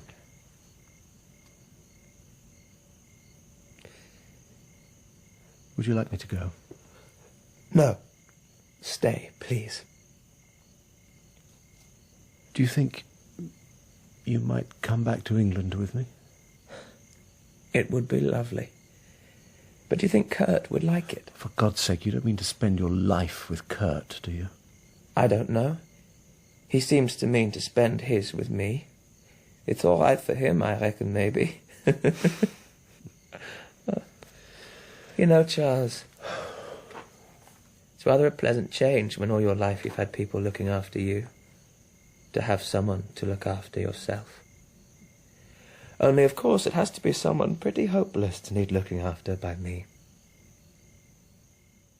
I was able to straighten his money affairs before I left. I saw him home from the hospital. It was time you came back. I need you. Do you, Kurt? I reckon so. 'Tis not so good being alone when you're sick. You've got your servant. Oh, that boy's a lazy fellow. Always slipping off when I want him. I thought you said he was good. No, he's not good. Once, he stayed out all night and there was no one to make my coffee when I woke up. Oh, it's no good having a foot full of pus. You see? Oh, what do you want? Cigarettes. I got them in a bag under my bed. I'll get them. Where's his bed? No, that's my job. Yes, I reckon that is Sebastian's job. So I left him with his friend in the little enclosed house at the end of an alley. There was nothing more I could do for Sebastian. Do you consider that there is anything sinister in my brother's connection with this German? No, it's simply a case of two waifs coming together. And the doctors say Sebastian is killing himself with drink. Weakening himself. He hasn't DTs or cirrhosis. He's not insane? Certainly not. He's found a companion he happens to like, and a place where he happens to like living.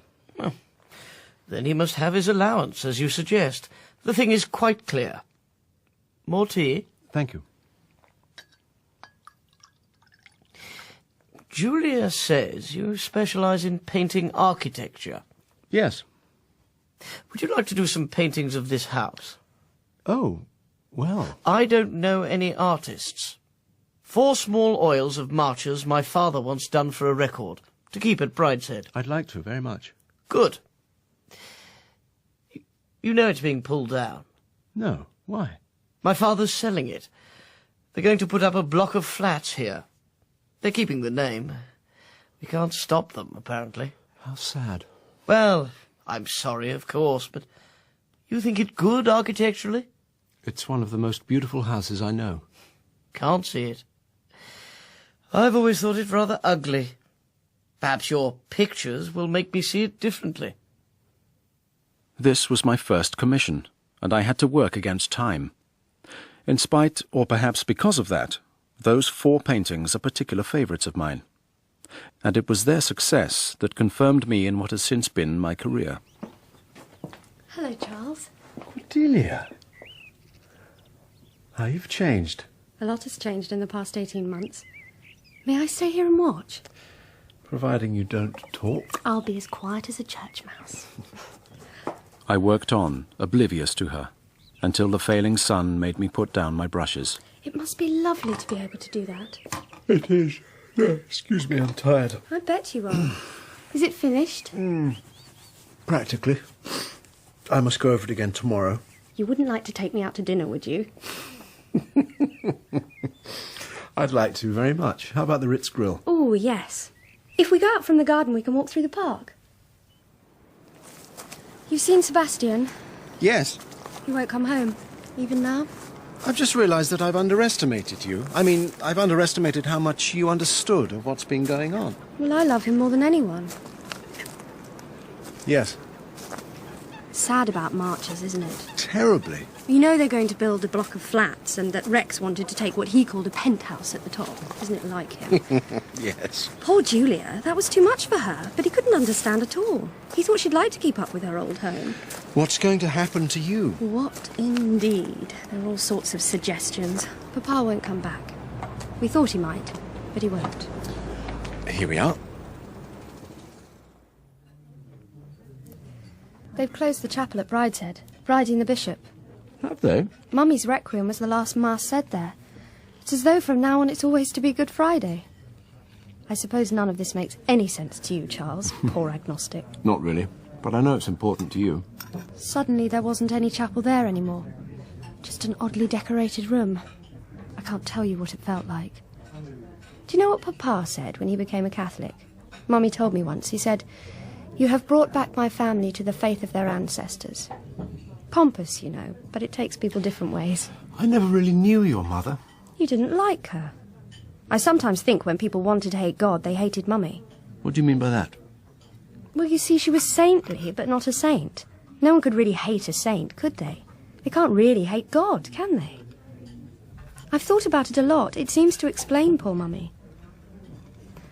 Do you know, this is the first time I've ever been taken out to dinner alone at a restaurant. Oh. I trust the dinner is up to the occasion. Oh, yes. I hope I have a vocation. I don't know what that means. It means you can be a nun. If you have a vocation, you can't get away from it however much you hate it. Bridie thinks he has a vocation and hasn't. I used to think Sebastian had and hated it, but I don't know now. Oh, you'll fall in love. Oh, pray not. I say, do you think I could have another of those scrumptious meringues? My theme, I suppose, is memory. And these memories were always with me.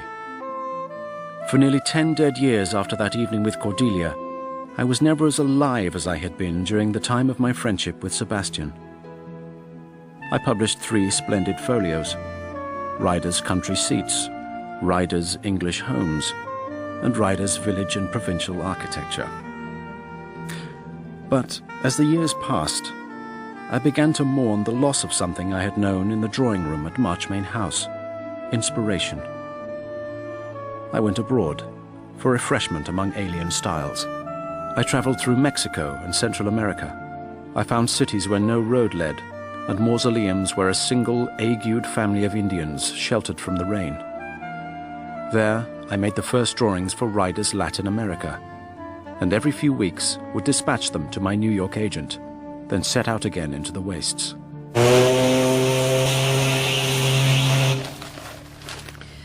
Mr. Ryder rises like a fresh young trout to the hypodermic injection of a new culture and discloses a powerful facet in the vista of his potentialities. Did you know you disclosed a powerful facet in the vista of your potentialities? Of course I did. Why is it so hot in here? Open the window. By focusing the frankly traditional battery of his elegance and erudition on the maelstrom of barbarism, Mr. Ryder has at last found himself. I don't know how New Yorkers live like this. You either keep the windows shut and suffocate, or open them to so much noise you can't hear yourself think. Well, are you pleased? With what? The review. I've pleased a critic at last. I suppose that makes 2 years of travel and hard work worthwhile. What about you? Me? What do you think? You haven't said, not really. I can see they're perfectly brilliant and really rather beautiful in a sinister way, but somehow I don't feel they're quite you. My wife's succinct summing up was quite right. Celia had married me 6 years ago at the time of my first exhibition, and had done much since then to push our interests. People said she had made me, but she herself took credit only for supplying me with a congenial background. I don't believe you read my letters. Some went astray. I remember distinctly your telling me that the daffodils in the orchard were a dream, that the nursery maid was a jewel, that the Regency 4 poster was a find, but frankly, I do not remember hearing that the new baby was called Caroline. Why did you call her that? Well, after Charles, of course. Ah. Now that John has a companion. Who? Your son, darling. You haven't forgotten him, too. For Christ's sake, why do you call him that? It's the name he invented for himself. Don't you think it's sweet? Now that John has a companion, I think we'd better not have any more for some time, don't you? Just as you please. John talks of you such a lot. He prays every night for your safe return. Oh. She talked in this way while she undressed, with an effort to appear at ease. Shall I put my face to bed? It was a familiar phrase, one that I did not like. She meant, should she remove her makeup, cover herself with grease, and put her hair in a net. Well? No. No, not at once. Then she knew what was wanted. Oh, Charles, my darling. It's been such a long time. She had neat, hygienic ways for that, too. But there were both relief and triumph in her smile of welcome. You're awake? Just. What time is it? 4 o'clock. Oh, deadly time. Light me a cigarette, would you, darling?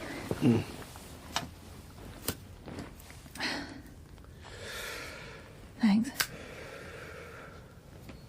I don't believe you've changed at all. No, I'm afraid not. Do you want to change? It's the only evidence of life. You might change so that you didn't love me anymore. Yeah, there is that risk. Charles, you haven't stopped loving me. You said yourself I haven't changed. Well, I'm beginning to think you have. Were you at all frightened about meeting me today? Not the least. You didn't wonder if I should have fallen in love with someone else in the meantime? No. Have you? You know I haven't. Have you? No. Did you get my letter about Boy? What about Boy? His engagement. Oh, it doesn't matter now because it's all off. Mother and Father were terribly upset. She was an awful girl. I had to give her money in the end. He and John are tremendous friends now. Boy Mulcaster was my wife's brother, and she continued to talk more and more drowsily about him and the children and life back in England, till we both fell asleep. I'm not worrying any more, Charles. Good. I was terribly afraid that the 2 years might have made a difference. Now I know we can start again exactly where we left off. When? Hmm? When we left off what? When you went away, of course. You're not thinking of something else? A little time before I went? Oh, Charles, that's old history. That was nothing. It was never anything. It's all over and forgotten. So, we're back as we were the day I went abroad, is that it? Charles, why must you be like this? Like what? Raking over the past. Just trying to get things straight, but now I know it's all over and forgotten. Well, that's fine, isn't it? You can be a bastard. Did you know that? An unmitigated bastard. So we started that day exactly where we left off 2 years before, with my wife in tears. Celia's softness and English reticence, in short, her peculiar charm, made her popular among the Americans, and our cabin on the day of departure was full of cellophane packages. My God, look at all this stuff. Toys for the children. From the Schwartzes. How do you know all these people? Did you see the passenger list? No. Such a lot of friends. It's going to be a lovely trip. Let's have a cocktail party this evening. Julia? This is Celia. Celia Ryder. It's lovely to find you on board. What have you been up to? Well, why don't you come and have a cocktail this evening and tell me all about it? Well, do try. Say about 7:30. I'll see you then. Bye. Julia who? Mottram. Haven't seen her for years, not since our wedding. Oh, Mary? It's Celia. Celia Ryder. I'm going for a walk. I've got Charles back from the wilds at last. And we're having a little cocktail party this evening to celebrate. There's so many friends on board. Did you know the book Rose? Yes. Larry and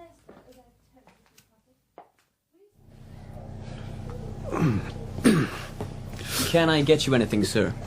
Whiskey and soda, not iced. I'm sorry, sir. All the soda is iced. Is the water iced, too? Oh, yes, sir. It doesn't matter. Charles? Julia, have you been sitting here all along? I heard you were here. Celia telephoned me. Yes, I know. What are you doing? Oh, waiting. My maid's unpacking. She's been so disagreeable ever since we left England. She's complaining now about my cabin. Your whiskey, sir. Thank you. And there's a jug of hot water and another of iced. I thought you might prefer to mix it to the temperature you like. Oh. Yes. Right. Very considerate. Probably about that. I'll remember that's how you take it, sir. And can I get anything for you, madam? I would like a hot chocolate, please. Certainly, madam. Honestly, did you see that? The hot water was practically boiling.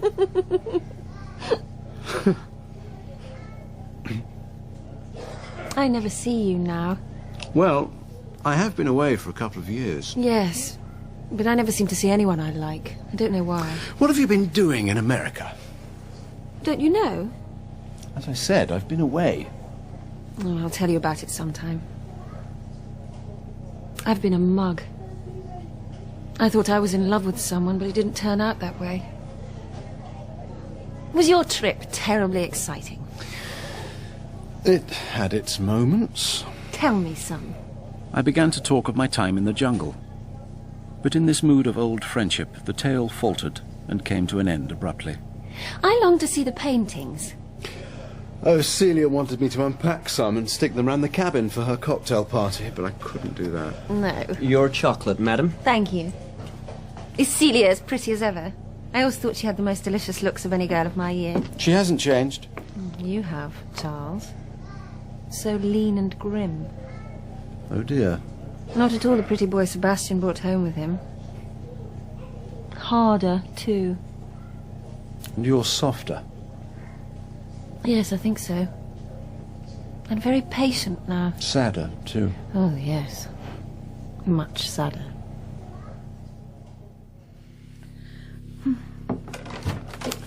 Oh, I've had to do everything. How does it look? What on earth is that? Oh, the Ice Swan. It's a gift from the chief purser. Another new friend? He's been a brick helping me arrange things, so I invited him to the party. The swan's a token of his appreciation. It's full of caviar. You must get dressed at once. Where have you been all this time? Talking to Julia Mottram. Oh, do you know her? Well, I wouldn't say we were intimate friends, exactly. Oh, of course. You're a friend of the Dipso brother. Goodness, her glamour. She admires your looks, too. She used to be a girlfriend of Boy's. Surely not. Oh, he always said so. Your swan's dripping from the beak. Is it? Oh, dear. I do hope it'll last. Have you considered how your guests are going to eat the caviar? I have. It's insoluble. But there are all these little tidbits, and anyway, people always find ways of eating things at parties. Do you remember how we once ate potted shrimps with a paper knife? Did we? Darling, it was the night you popped the question. As I remember, you popped. Well, the night we got engaged. But you haven't said how you like the arrangements. It's a cinema actor's dream. Oh, cinema actors, that's what I wanted to talk to you about. It's occurred to me that with your interest in architecture, you could be designing scenery for the films. Could I? Don't dismiss the idea out of hand. Not till you've talked to Mr. Cram. Who's Mr. Cram? He's something big in Hollywood, and I've invited him this evening. Look, do get dressed, Charles. The guests will start arriving any time. Very well. Oh, and here's Father Christmas himself. Oh, we're just in raptures over your swan. Charles, this is our dear, generous benefactor. How do you do? It's a great pleasure. The toast will be along in a minute. They're keeping it hot. Toast? Did you hear that, Charles? Toast? Are we to have a good crossing? Oh, I think we can expect a storm. Oh, how can you be so beastly? Swans I can manage, but unfortunately the ocean is a law unto itself. But it wouldn't make us sick. I'm always sick in storms, ever since I was a boy. I don't believe it, do you, Charles? He's just being sadistic. Okay. Now, come over here. There's something I want to show you. So you're Charles. I feel I know you through and through. Celia's talked so much about you.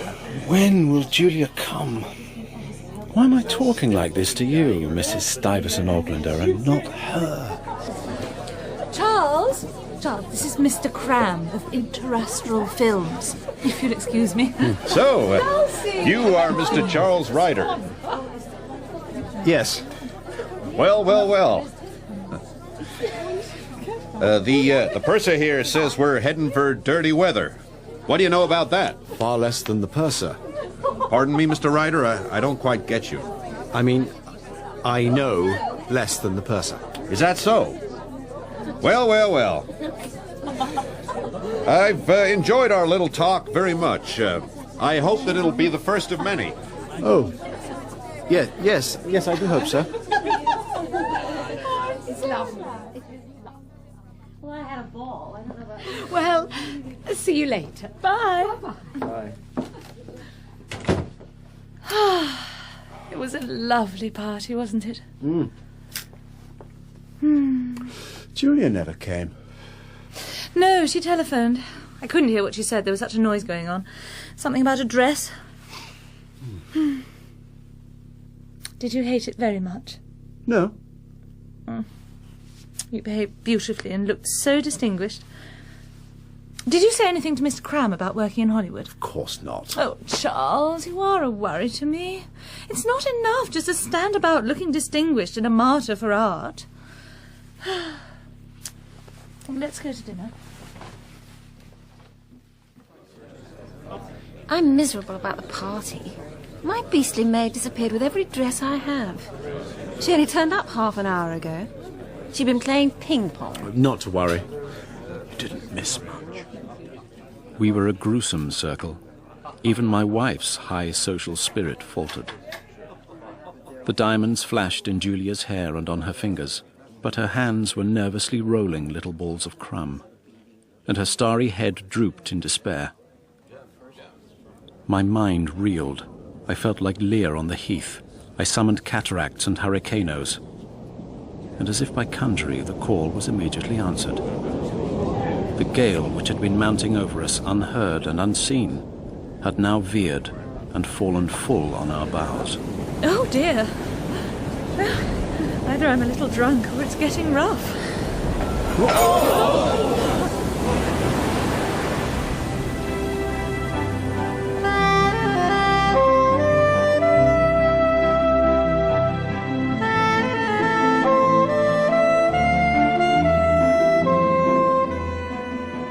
In the third of 4 episodes of Brideshead Revisited by Evelyn Waugh, adapted for radio by Jeremy Front, Charles Ryder was played by Ben Miles, Sebastian was Jamie Bamber, Mr. Ryder, Benjamin Whitrow, Lady Marchmain, Eleanor Bron, Julia, Anne-Marie Duff, and Brideshead, Toby Jones. Rex Mottram was William Hope, Anthony Blanche, Geoffrey Stretfield, Mr. Samgrass, Thomas Arnold, and Boy Mulcaster, Tom Smith. Kurt was Carl Prekop, Celia, Eve Best, and Cordelia, Abby Ford. Wilcox was Andrew Wincott, the monk, Martin Hyder, the waiter, Richard Firth, and the nurse, Gemma Churchill. The music was composed by Neil Brand. The director was Marion Nancaro.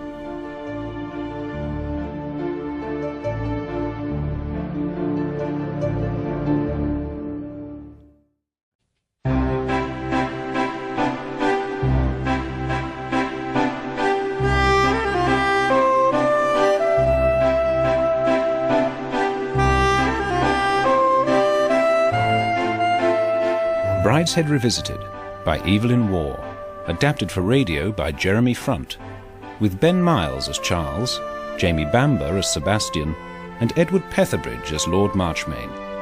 Episode 4. All night, between dreaming and waking, I thought of Julia. In my brief dreams, she took on 100 fantastic, terrible, and obscene forms. But in my waking thoughts, she returned with her sad, starry head, just as I had seen her that evening at dinner. I slept for an hour or two, then awoke, clear-headed, with a joyous sense of anticipation. Your breakfast, sir? Splendid. Oh, there's a lot of stuff in the sitting room for the lady. Flowers and parcels sent up from the shop. Shall I leave them for the time being? Yes. Could you arrange for a barber to be sent up to shave me? Very well, sir. Flowers, eh? Kedgeree.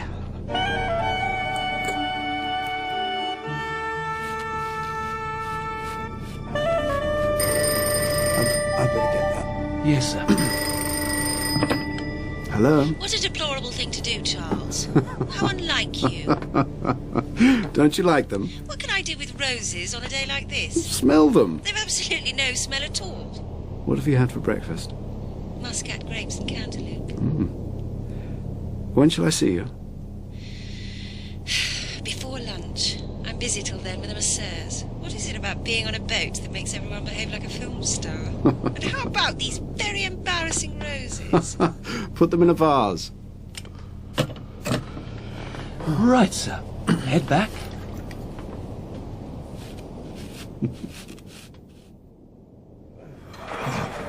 What a life of pleasure. Roses, half an hour with a female pugilist, and now champagne. I do wish you wouldn't go on about the roses. It wasn't my dear in the first place. Someone sent them to Celia. Oh, well, that's quite different. It lets you out completely. Actually, I'm glad about the roses, but they were a shock. They made me think we were starting the day on the wrong foot. Well, here's to the right foot. The right foot. All that day, Julia and I spent together, talking, scarcely moving, held in our chairs by the swell of the sea. We lunched together the next day, parted briefly during the afternoon, and met once again for dinner, and she told me of her life with Rex. Oh, he's never been unkind to me intentionally. He couldn't imagine why it hurt me to find 2 months after we came back from our honeymoon that he was still keeping up with Brenda Champion. I was glad when I found Celia was unfaithful. I felt it was all right for me to dislike her. Do you? I'm glad. I don't like her either. Why did you marry her? Physical attraction, ambition. Everyone agrees she's the ideal wife for a painter. Was that all? Loneliness. Missing Sebastian? You loved him, didn't you? Oh, yes. He was the forerunner. He's disappeared completely. Cordelia's in Spain with an ambulance. Bridie leads his own extraordinary life. Bridie. He wanted to shut Brideshead after Mummy died, but Papa wouldn't have it. So Rex and I live there now. And Bridie has 2 rooms up in the dome next to Nanny Hawkins. What happened between you and Rex? I wasn't at all the article he'd bargained for. Last year, when I thought I was going to have a child, I decided to have it brought up a Catholic. I hadn't thought of religion before, I haven't since. But just at that time, when I was waiting for the birth, I thought, well, that's one thing I can give her. It doesn't seem to have done me much good, but my child can have it. In the end, I couldn't even give her that. I couldn't even give her life. I'm sorry. I never saw her.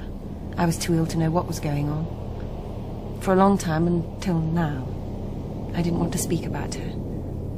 She was a daughter, so Rex didn't mind so much her being dead. Julia... I've been punished a little for marrying Rex. You don't really believe that. I can't get all that sort of thing out of my mind quite. Death, judgment, heaven, hell, Nanny Hawkins and the catechism. And yet I wanted my child to have it. Now I suppose I'll be punished for what I've just done. Perhaps that's why you and I are here together like this. Part of a plan. Ooh.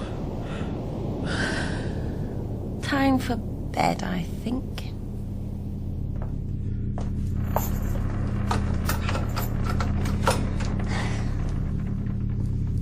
Well, good night. It doesn't have to be. No, Charles, not yet. Perhaps never. I don't know. I don't know if I want love. Love? I'm not asking for love. Yes, Charles, you are. Good night.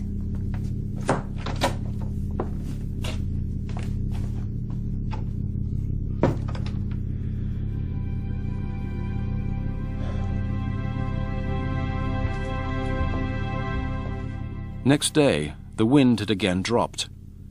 In the evening, the clouds dispersed, and the sun suddenly broke into the lounge where we sat. Julia rose and led me up to the boat deck. Sunset. The end of our day. Turn about the deck?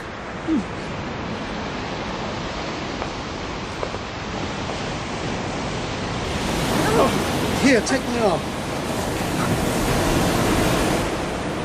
Yes, Charles. Now. It was no time for the sweets of luxury. They would come in their season. Now, on the rough water, there was a formality to be observed, no more. Charles! Charles, I feel so well. I'm afraid I've been a worthless wife to you the last 2 days. What have you been up to? Have you been behaving? You haven't been picking up sirens. There was scarcely a woman about. I spent most of my time with Julia. Oh, good. Oh, I always wanted to bring you two together. She's one of my friends I knew you'd like. I expect you were a godsend to her. I don't know about that. She's had rather a gloomy time lately. I'll ask her to lunch today with Miles and Janet in our sitting room. I did not speak to Julia alone until we met for a minute next day, while everyone else crowded to gaze at the green coastline of Devon. What are your plans? London for a bit. Celia's going straight home. She wants to see the children. You too? No. In London, then? Oh, but Charles, you must come. You haven't seen Caroline. Will she change much in a week or two? Darling, she changes every day. Then what's the point of seeing her now? I'm sorry, but I must get the pictures unpacked and see how they've travelled. I need to fix up for the exhibition right away. I'm sorry, Celia. It's very disappointing. You look preoccupied. Not really. Don't worry. I'm sure it'll be a tremendous success. Well, if Celia's got anything to do with it. Frankly, I'm sick of the pictures already. She sent me a card with "Bring Everyone" written across it in green ink. Do you want me to come? I'd much rather you didn't. Well, here we are. Thanks.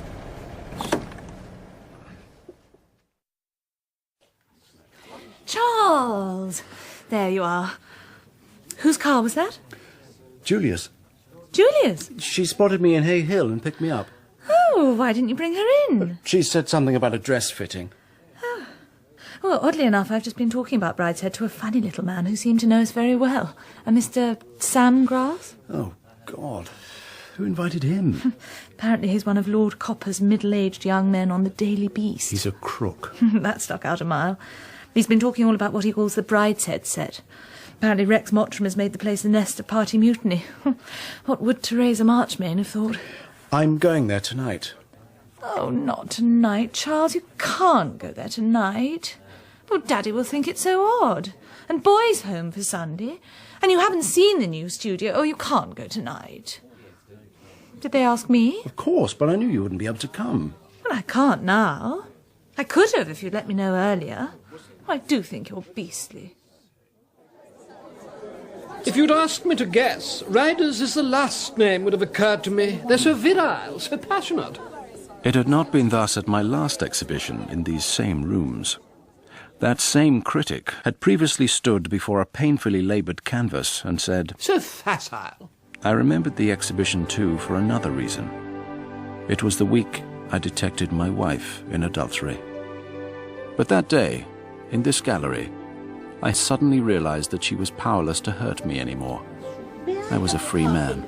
No, I have not brought a card of invitation. I have not come to a social function. I have come to see the pictures. Antoine, come in. My dear, there is a gorgon here who thinks I am gate crashing. Thank you, it's quite all right. This gentleman is an old friend.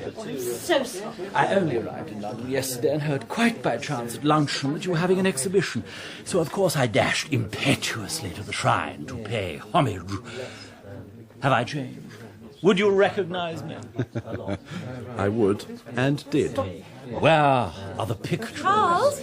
Oh, do you know Anthony? Anthony Blanche, my wife Celia? Of course, the exquisite Celia, sister to my old chum, Boy Mulcaster. Mwah. I can see you wish to speak privately to your spouse. Then I shall explain your pictures to you. What an extraordinary suit. Darling, I must go. It's been a terrific success, hasn't it? I think so. I'll think of something to tell them at home. But I wish it hadn't got to happen quite this way. Bye-bye, Charles. Where, my dear Charles, did you find this sumptuous greenery? The corner of a hothouse at Trent or Turing? Are they as bad as that? My dear, let us not expose your little imposture before these good, plain people. Let us not spoil their innocent pleasure. Let us go, before we upset the connoisseurs. I can't go too far afield tonight. I have a train to catch. That's all right. I know of a louche little bar quite near here. We will take our drinks and sit in a corner. You must remember, my dear, that here you are just as conspicuous and, may I say, abnormal, my dear, as I should be in Brats. Would your friend care to rumble? No, Tom, he would not. And I'm not going to give you a drink. Not yet, anyway. Be like that. That's a very impudent youth. A regular little gold digger, my dear. Chin-chin. Oh, cheers. Well, what have you been up to all these years? My dear, it's what you have been up to that we're here to talk about. I've been watching you. Have you? To be frank, dear Charles, I despaired of you. I am a degenerate old Didago, I said, and Charles, I speak of your art, my dear. Charles is a dean's daughter in flowered muslin. Imagine, then, my excitement at luncheon today. Everyone was talking about you, how you had broken away, my dear, gone to the tropics, become a Gauguin, a Rimbaud. Or you can imagine how my old heart leapt. Poor Celia, they said, after all she's done for him, he owes everything to her. It's too bad. And with Julia, they said, after the way she behaved in America just as she was going back to Rex. So, my private life is common knowledge and tittle-tattle. I'm afraid so, my dear. But I wanted to hear about the pictures. Oh, the pictures, they said. They're most peculiar. Not at all what he usually does. Quite barbaric. Downright unhealthy. I wanted to dash out of the house and leap in a taxi and say, take me to Charles's unhealthy pictures. I was all agog. And what did I find? What did you find? I found, my dear, a very naughty and very successful practical joke. It was charm again, playing tigers. You're quite right. Of course I'm right. I was right years ago. More years, I'm happy to say, than either of the shows. But I was right when I warned you. Warned me? I took you out to dinner to warn you of charm, and I warned you expressly and in great detail of the Flyte family. Charm is the great English blight. It spots and kills anything it touches. It kills love. It kills art. And I greatly fear, my dear Charles, it has killed you.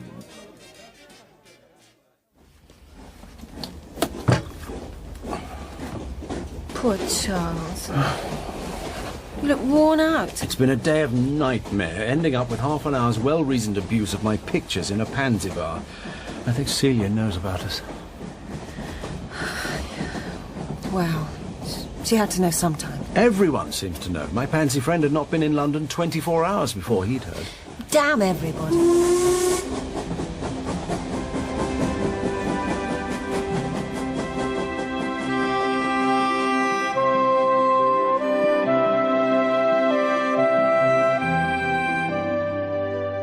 Two Christmases had passed, and now on a summer's afternoon, Julia and I sat by the fountain. Do you remember the storm? How could I not? The bronze doors banging. The roses in cellophane. Oh, and do you remember how the sun came out on our last evening, just as it has done today? How many days have there been since then when we haven't seen each other? 100, do you think? Not so many. 2 Christmases. And the 3 days of good taste before I followed you to Capri. Our first summer. I went back to the villa and said, Papa, who do you think has arrived at the hotel? And he said, Charles Ryder, I suppose. He seems to have a penchant for my children. 100 days wasted out of our 2 years and a bit. Not a day's coldness or mistrust. Or disappointment. Never that. How many more? Another 100? Lifetime. I want to marry you, Charles. One day. Why now? War. This year, next year, sometime soon. I want a day or two with you of real peace. Isn't this peace? Marriage isn't a thing we can take when the impulse moves us. There must be a divorce. 2 divorces. We must make plans. Plans, divorce, war, or an evening like this. Sometimes I feel the past and the future pressing so hard on either side that there's no room for the present at all. Hello. It's late for 3. Lord Brideshead arrived half an hour ago from London, my lady. Bridie! He sent a message, would you please not wait dinner for him, as he may be a little late. What Brideshead did in London was a matter for speculation between us. All that he was known with certainty to have done was to form a collection of matchboxes. If I was Rex, I should want to live in my constituency. He says it saves 4 days' work a week not to. I'm sorry he's not here. I have a little announcement to make. Bridie, don't be so mysterious. Out with it. I'm engaged to be married. I hope you're pleased. Bridie! How very exciting. Yes, congratulations. Who are you engaged to? Oh, no one you know. Is she pretty? I don't think you'd exactly call her pretty. Comely is the word I think of in her connection. She's a big woman. Fat? No, big. She's called Mrs. Muspratt. Her Christian name is Beryl. Beryl? I have known her for a long time, but until now she had a husband. Now she is a widow. Why do you laugh? Oh, I'm sorry. It isn't the least funny. It's just so unexpected. Is she about your own age? Just about, I believe. Oh. She has 3 children. She is not at all well off. But, Bridie, where did you find her? Her late husband, Admiral Ampleforth, collected matchboxes. You're not marrying her for her matchboxes. No, no. The whole collection was left to the Falmouth Town Library. Oh, does Papa know? I had a letter from him this morning, giving me his approval. He has been urging me to marry for some time. Well, I think this is very good news, Bridie. Oh, yes. Yes, congratulations. Oh, thank you. Thank you. I think I'm very fortunate. But when are we going to meet her? Bridie, you sly, smug old brute. Why haven't you brought her here? I couldn't do that. Why? I'm dying to meet her. Let's ring her up now and invite her. She has children. Besides, you are peculiar, aren't you? What can you mean? Beryl is a woman of strict Catholic principle, fortified by the prejudices of the middle class. It is a matter of indifference whether you choose to live with Rex, or Charles, or both. I have always avoided inquiry into the details of your ménage, but in no case would Beryl consent to be your guest. Oh, pompous ass!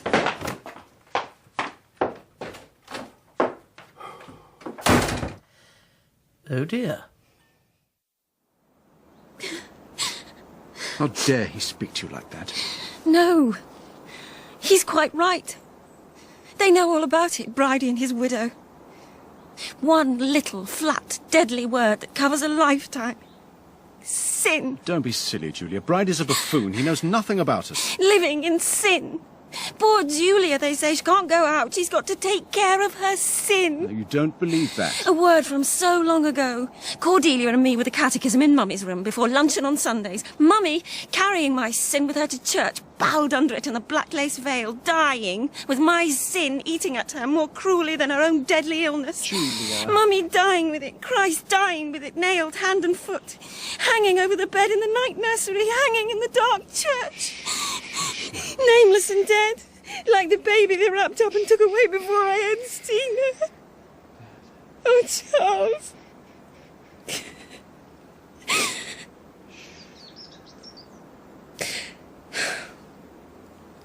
Well, Bridie is the one for bombshells, isn't he?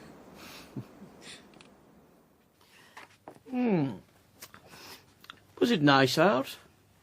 If I'd known you were going out, I'd have come too. Rather cold.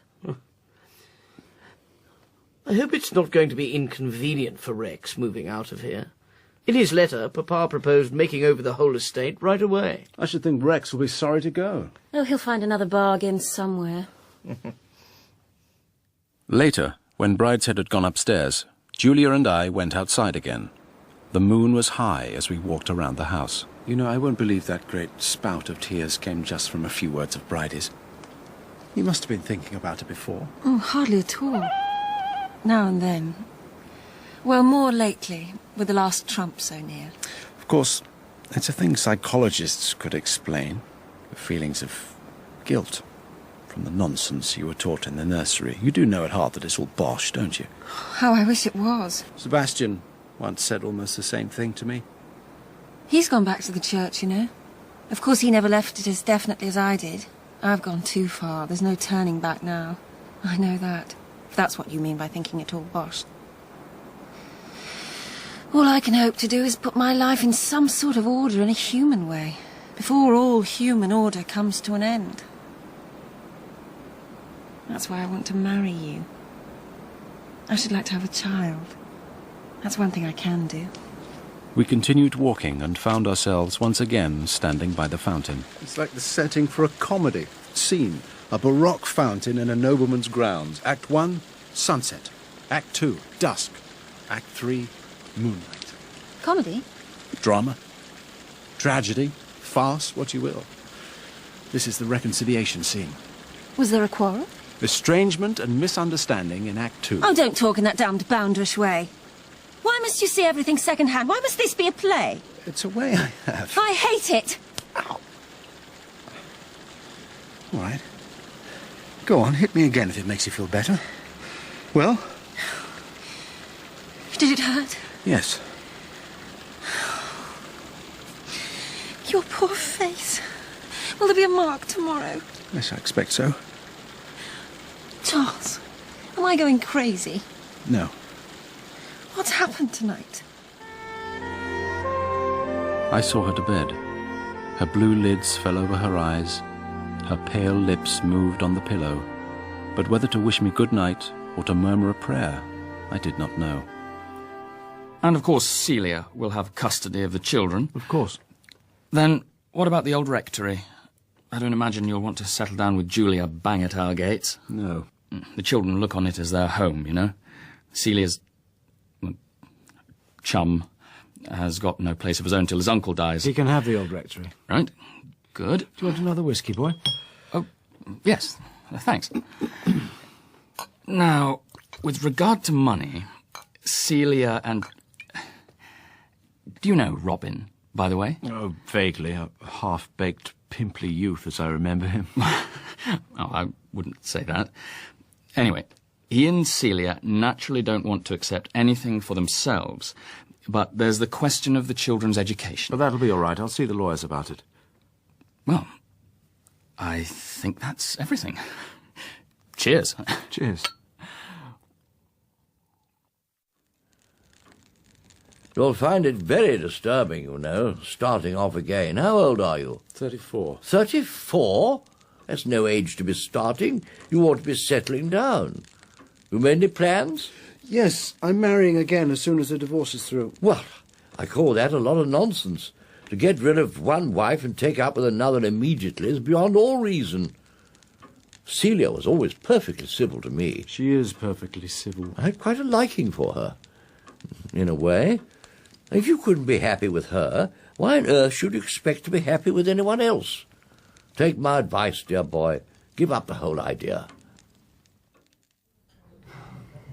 I hope I'm a man of the world, Charles. I've had my own fish to fry, too, but a divorce is a different thing altogether. I've never known a divorce do any good. That's your affair and Julia's. Oh, Julie is set on it. What I hoped was you might be able to talk her round. But there's too much going on altogether at the moment, what with Bridie wanting me to clear out of the house. If she insists on a divorce, I suppose she must have it, but she couldn't have chosen a worse time. Tell her to hang on a bit, Charles. There's a good fellow. This morning, I had another talk with the German Chancellor, Herr Hitler. And here is the paper which bears his name upon it as well as mine. One afternoon in November, Julia and I stood at a window in the drawing room, watching the wind at work, stripping the lime trees. A telephone message, my lady, from Lady Cordelia. Cordelia? Where is she? In London, my lady. Wilcox, how lovely. Is she coming home? She was just starting for the station. She'll be here after dinner. Thank you, Wilcox. My lady. Do you know, I haven't seen her for 12 years. Not since the evening we dined together at the Ritz. She's had an odd life. First the convent, then when that was no good, the war in Spain. I've not seen her since then. The other girls who went over with the ambulance came back when the war was over, but she stayed on. She's grown up quite plain, you know. Does she know about us? Yes. She wrote me a sweet letter. It hurt to think of Cordelia growing up quite plain. It was odd, I thought, how the same ingredients, differently dispensed, could produce Brideshead, Sebastian, Julia, and her. She looked more than her 26 years, and hard living had roughened her. Are you here to stay? Yes.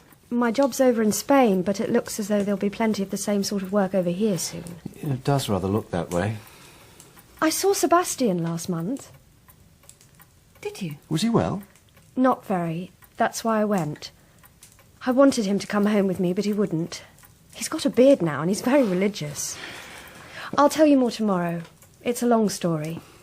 Is it too late to see Nanny? Oh, no. She sits up till all hours with her wireless. I'll go and say hello.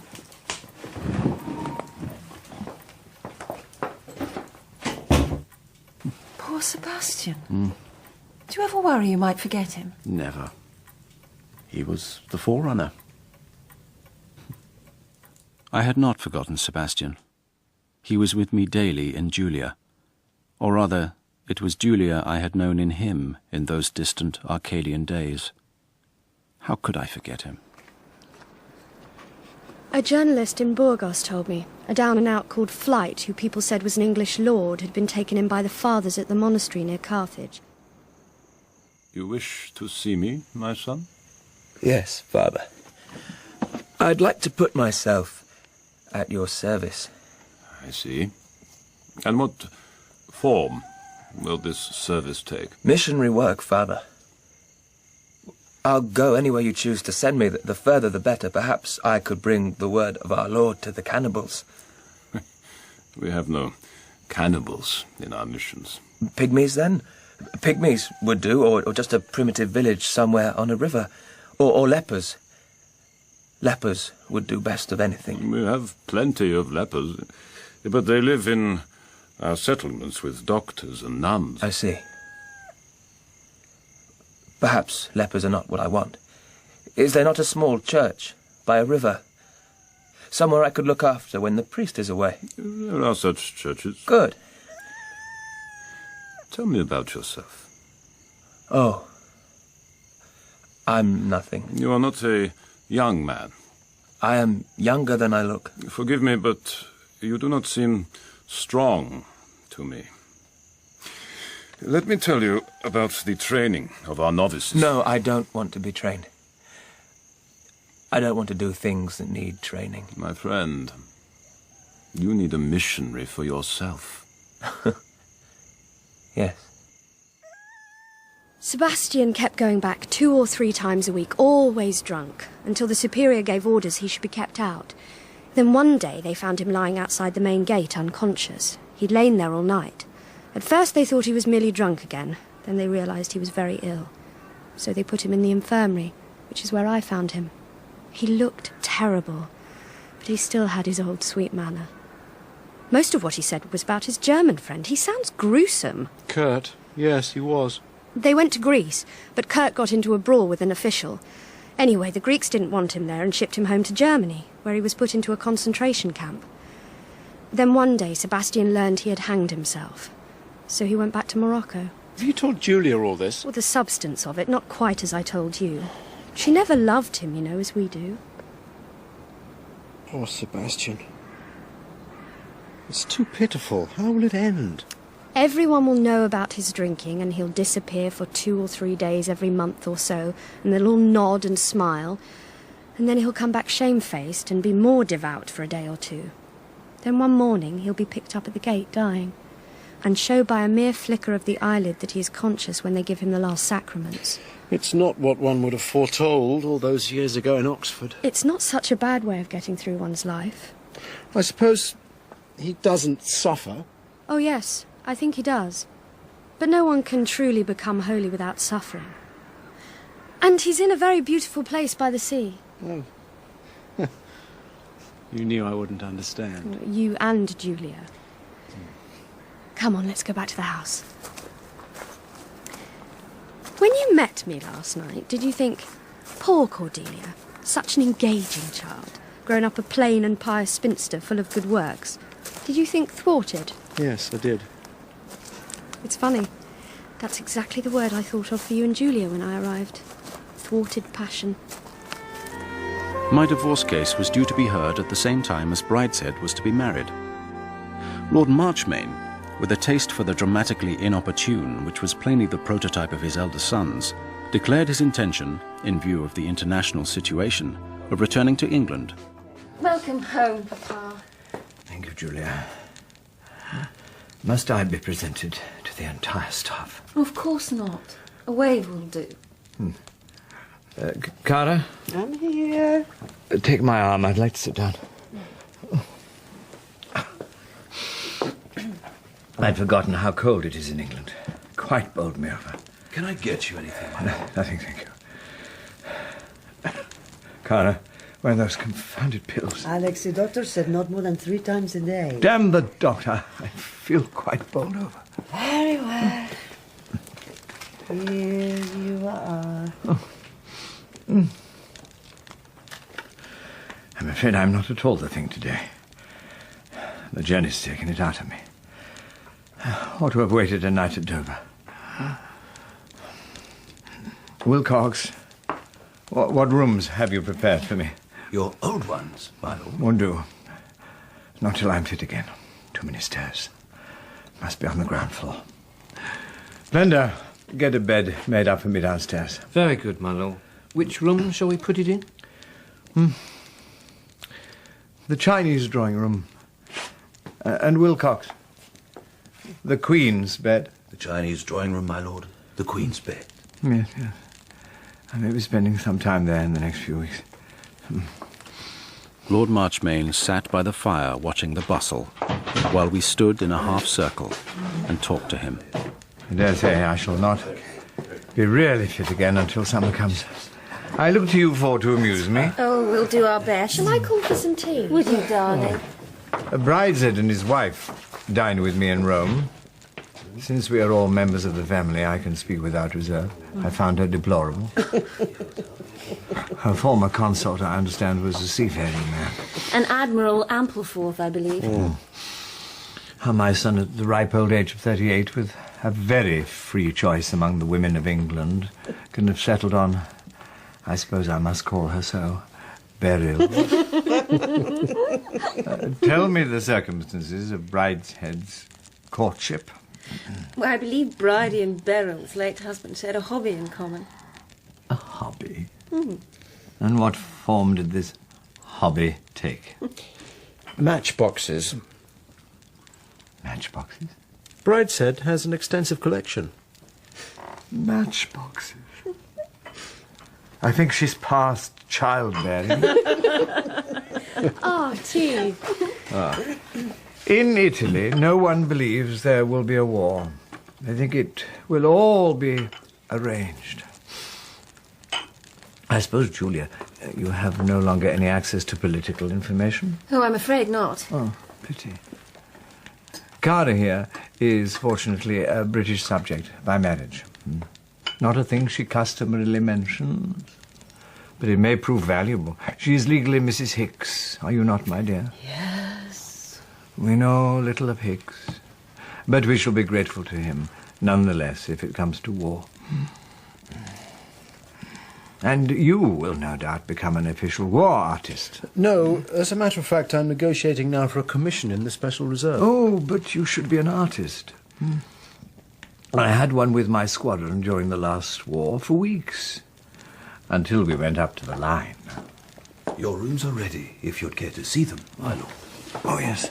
Well, we must all see them. Oh, yes.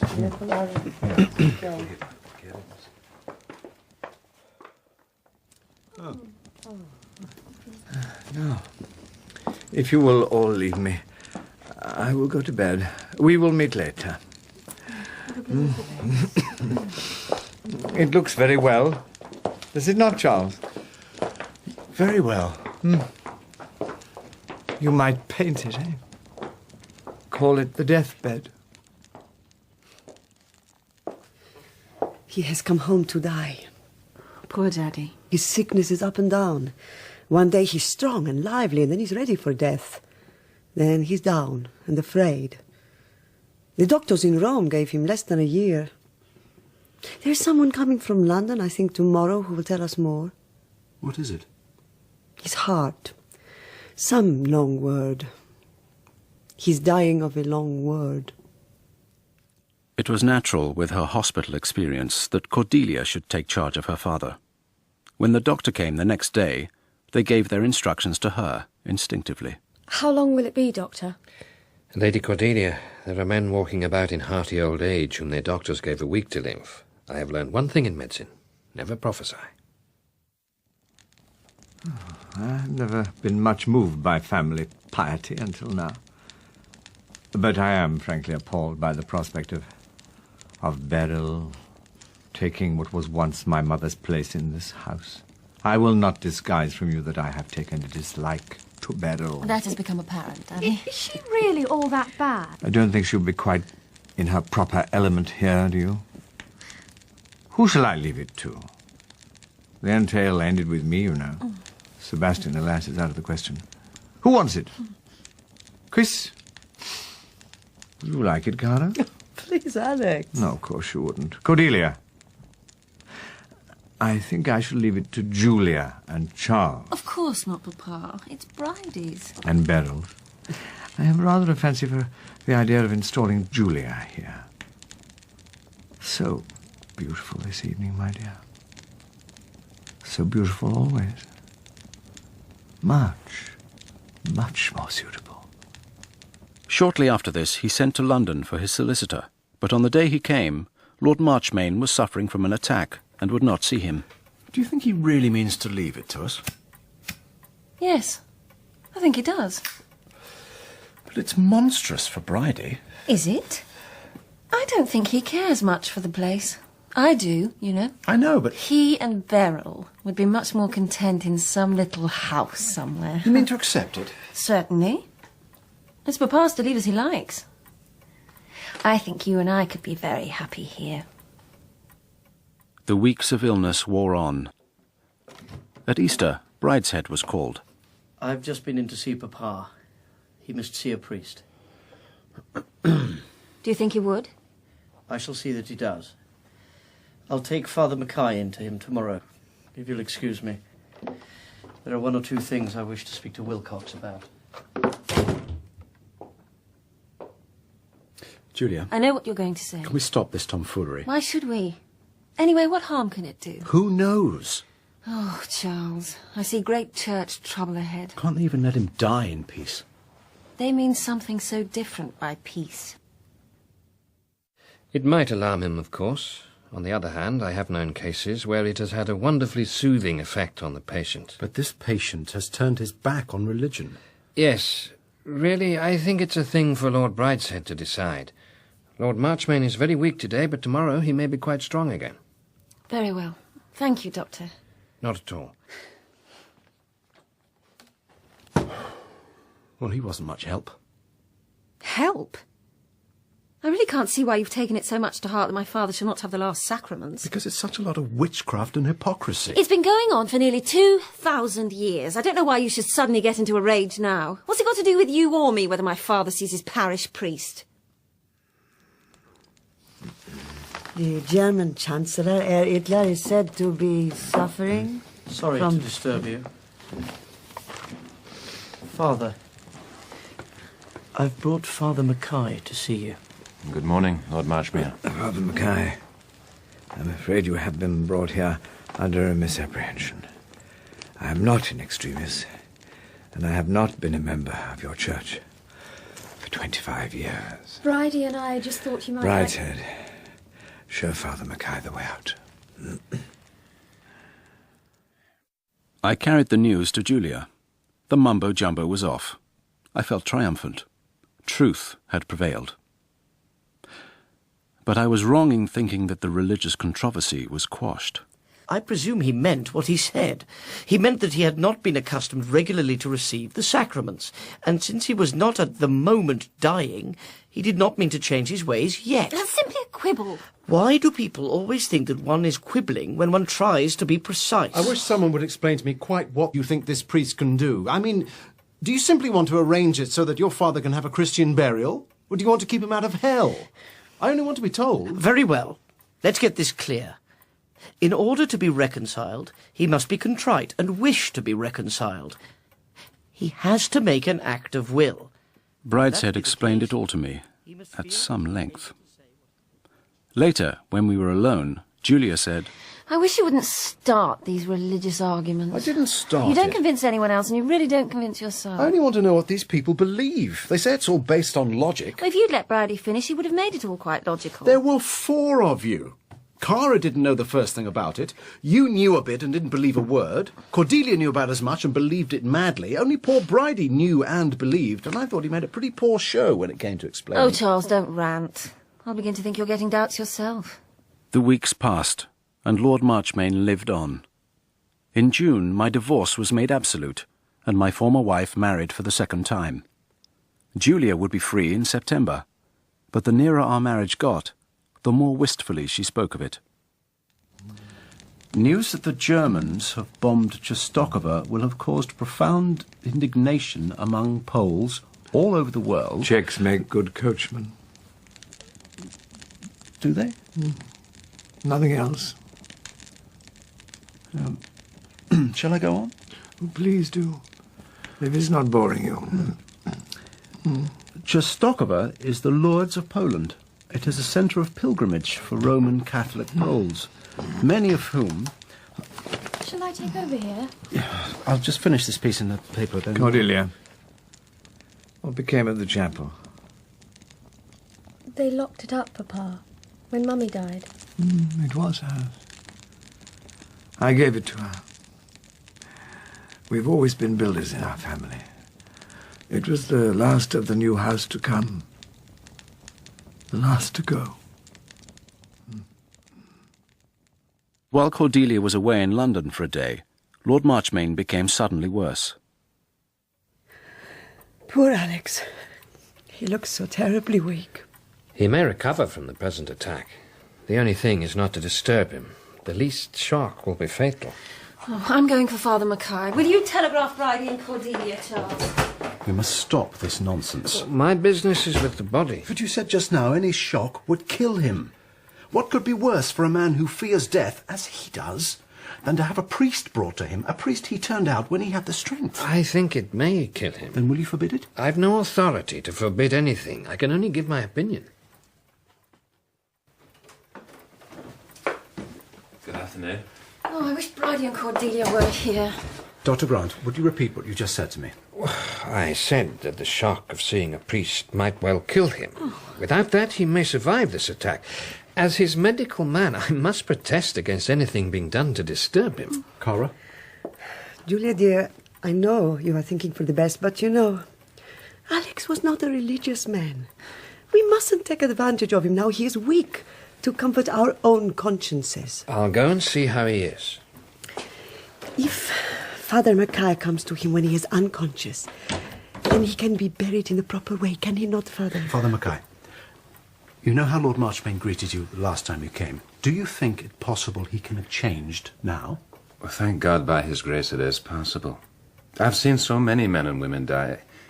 I never knew them sorry to have me there at the end. But they were Catholics. Lord Marchmain was never one except in name, at any rate not for years. Christ came to call not the righteous, but sinners to repentance. There's no change. Now, Doctor, how would I be a shock to anyone? Do you know what I want to do? There's nothing alarming. I just want to ask him if he is sorry for his sins. I want him to make some little sign of assent. Then I want to give him God's pardon. Then, though that's not essential, I want to anoint him. It's nothing. A touch of the fingers, just some oil from this little box. Oh, Julia, what are we to say? Thank you for your advice, Doctor. I take full responsibility for whatever happens. Father Mackay, will you please come and see my father now?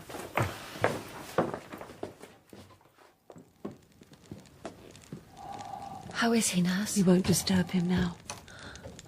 Do you mean? No, but he's past noticing anything.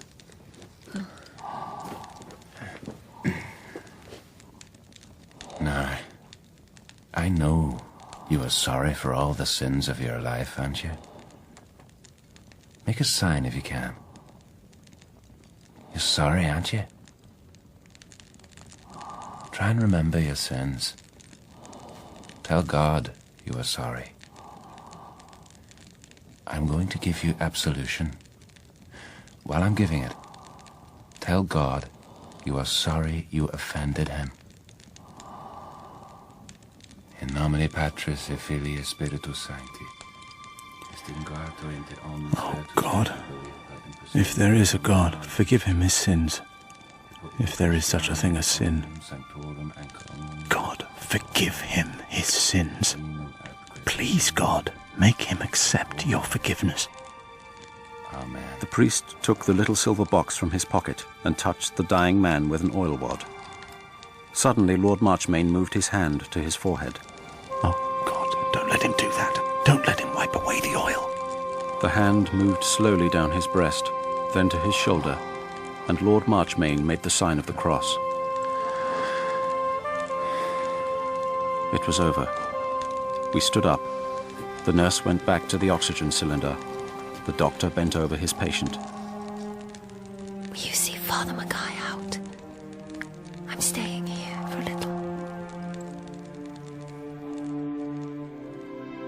Julia remained in the Chinese drawing room until, at 5 o'clock that evening, her father died, proving both sides right in the dispute, priest and doctor. When at last Julia and I met alone, it was by stealth, like young lovers. Here in the shadow, in the corner of the stair. A minute to say goodbye. So long, to say so little. You knew. Since this morning. Since before this morning, all this year. I didn't know till today. Oh, my dear, if you could only understand. Then I could bear to part, or bear it better. I should say my heart is breaking, if I believed in broken hearts. I can't marry you, Charles. I can't be with you ever again. I know. How can you know? What will you do? Just go on, alone. How can I tell what I'll do? You know the whole of me. You know I'm not one for a life of mourning. I have always been bad. But the worse I am, the more I need God. I can't shut myself out from his mercy. That's what it would mean, starting a life with you without him. I saw today there was only one thing unforgivable. To start up a rival good to God's. Why should I be allowed to understand that and not you, Charles? Julia. Well, it may be a private bargain between me and God that if I give up this one thing I want so much, however bad I am, he won't quite despair of me in the end. Now we'll both be alone, and I'll have no way of making you understand. I don't want to make it easier for you. I hope your heart breaks. But I do understand.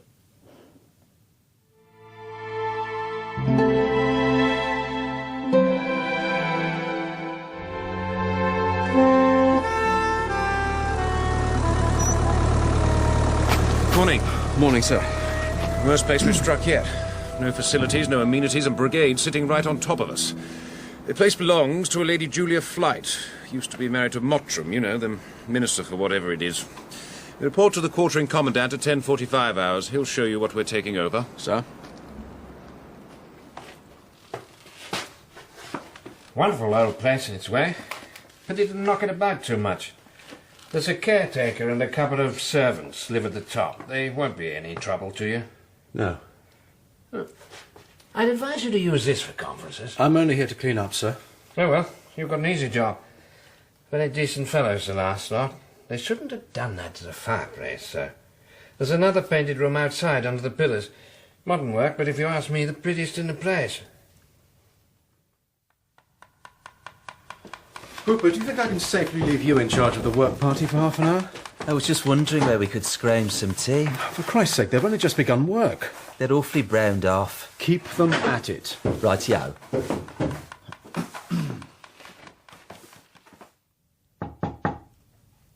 Come in. Who's that? I can't see you properly in the gloom. Come closer. Hello, Nanny. Charles, what a lovely surprise. Oh, look at you in your uniform. Oh, come and sit by me. Oh. Did you listen to Mr. Mottram on the wireless last night? No. Very nasty he was about Hitler.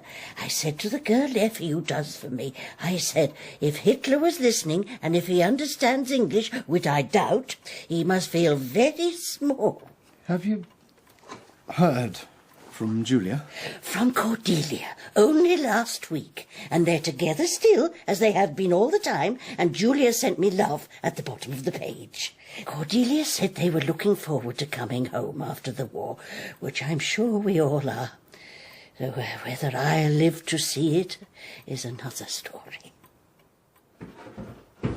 Where's the work party, Hooper?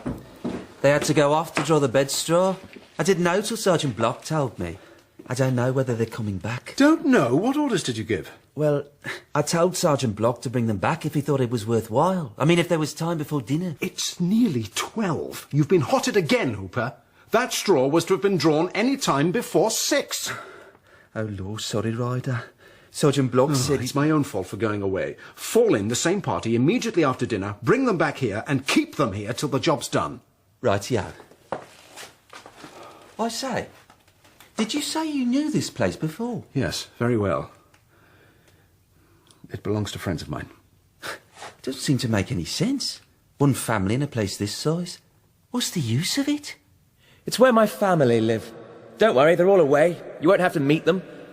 Well, I suppose Brigade are finding it useful. But that's not what it was built for, is it? Perhaps that's one of the pleasures of building, like having a son, wondering how he'll grow up. I don't know. I've never built anything, and I forfeited the right to watch my son grow up. I'm homeless, childless, middle-aged and loveless, Hooper. Huh? Now, go back to camp, keep out of the CO's way, and don't let on to anyone that we've made a nonsense of the morning. OK, Ryder. There was one part of the house I had not yet visited, and I went there now. The chapel showed no ill effects of its long neglect. The paint was as fresh and bright as ever. The Art Nouveau lamp burned before the altar. I said a prayer, an ancient, new-learned form of words, and left. The builders did not know the uses to which their work would descend. They made a great house with the stones of the old castle. Year by year, generation after generation, they enriched and extended it. Vanity of vanities, all is vanity. Yet something quite remote from anything the builders intended has come out of their work, and out of the fierce little human tragedy in which I played. A small red flame. The flame which the old knights saw from their tombs, which they saw put out. That flame burns again for other soldiers, far from home. I found it there this morning, burning anew among the old stones.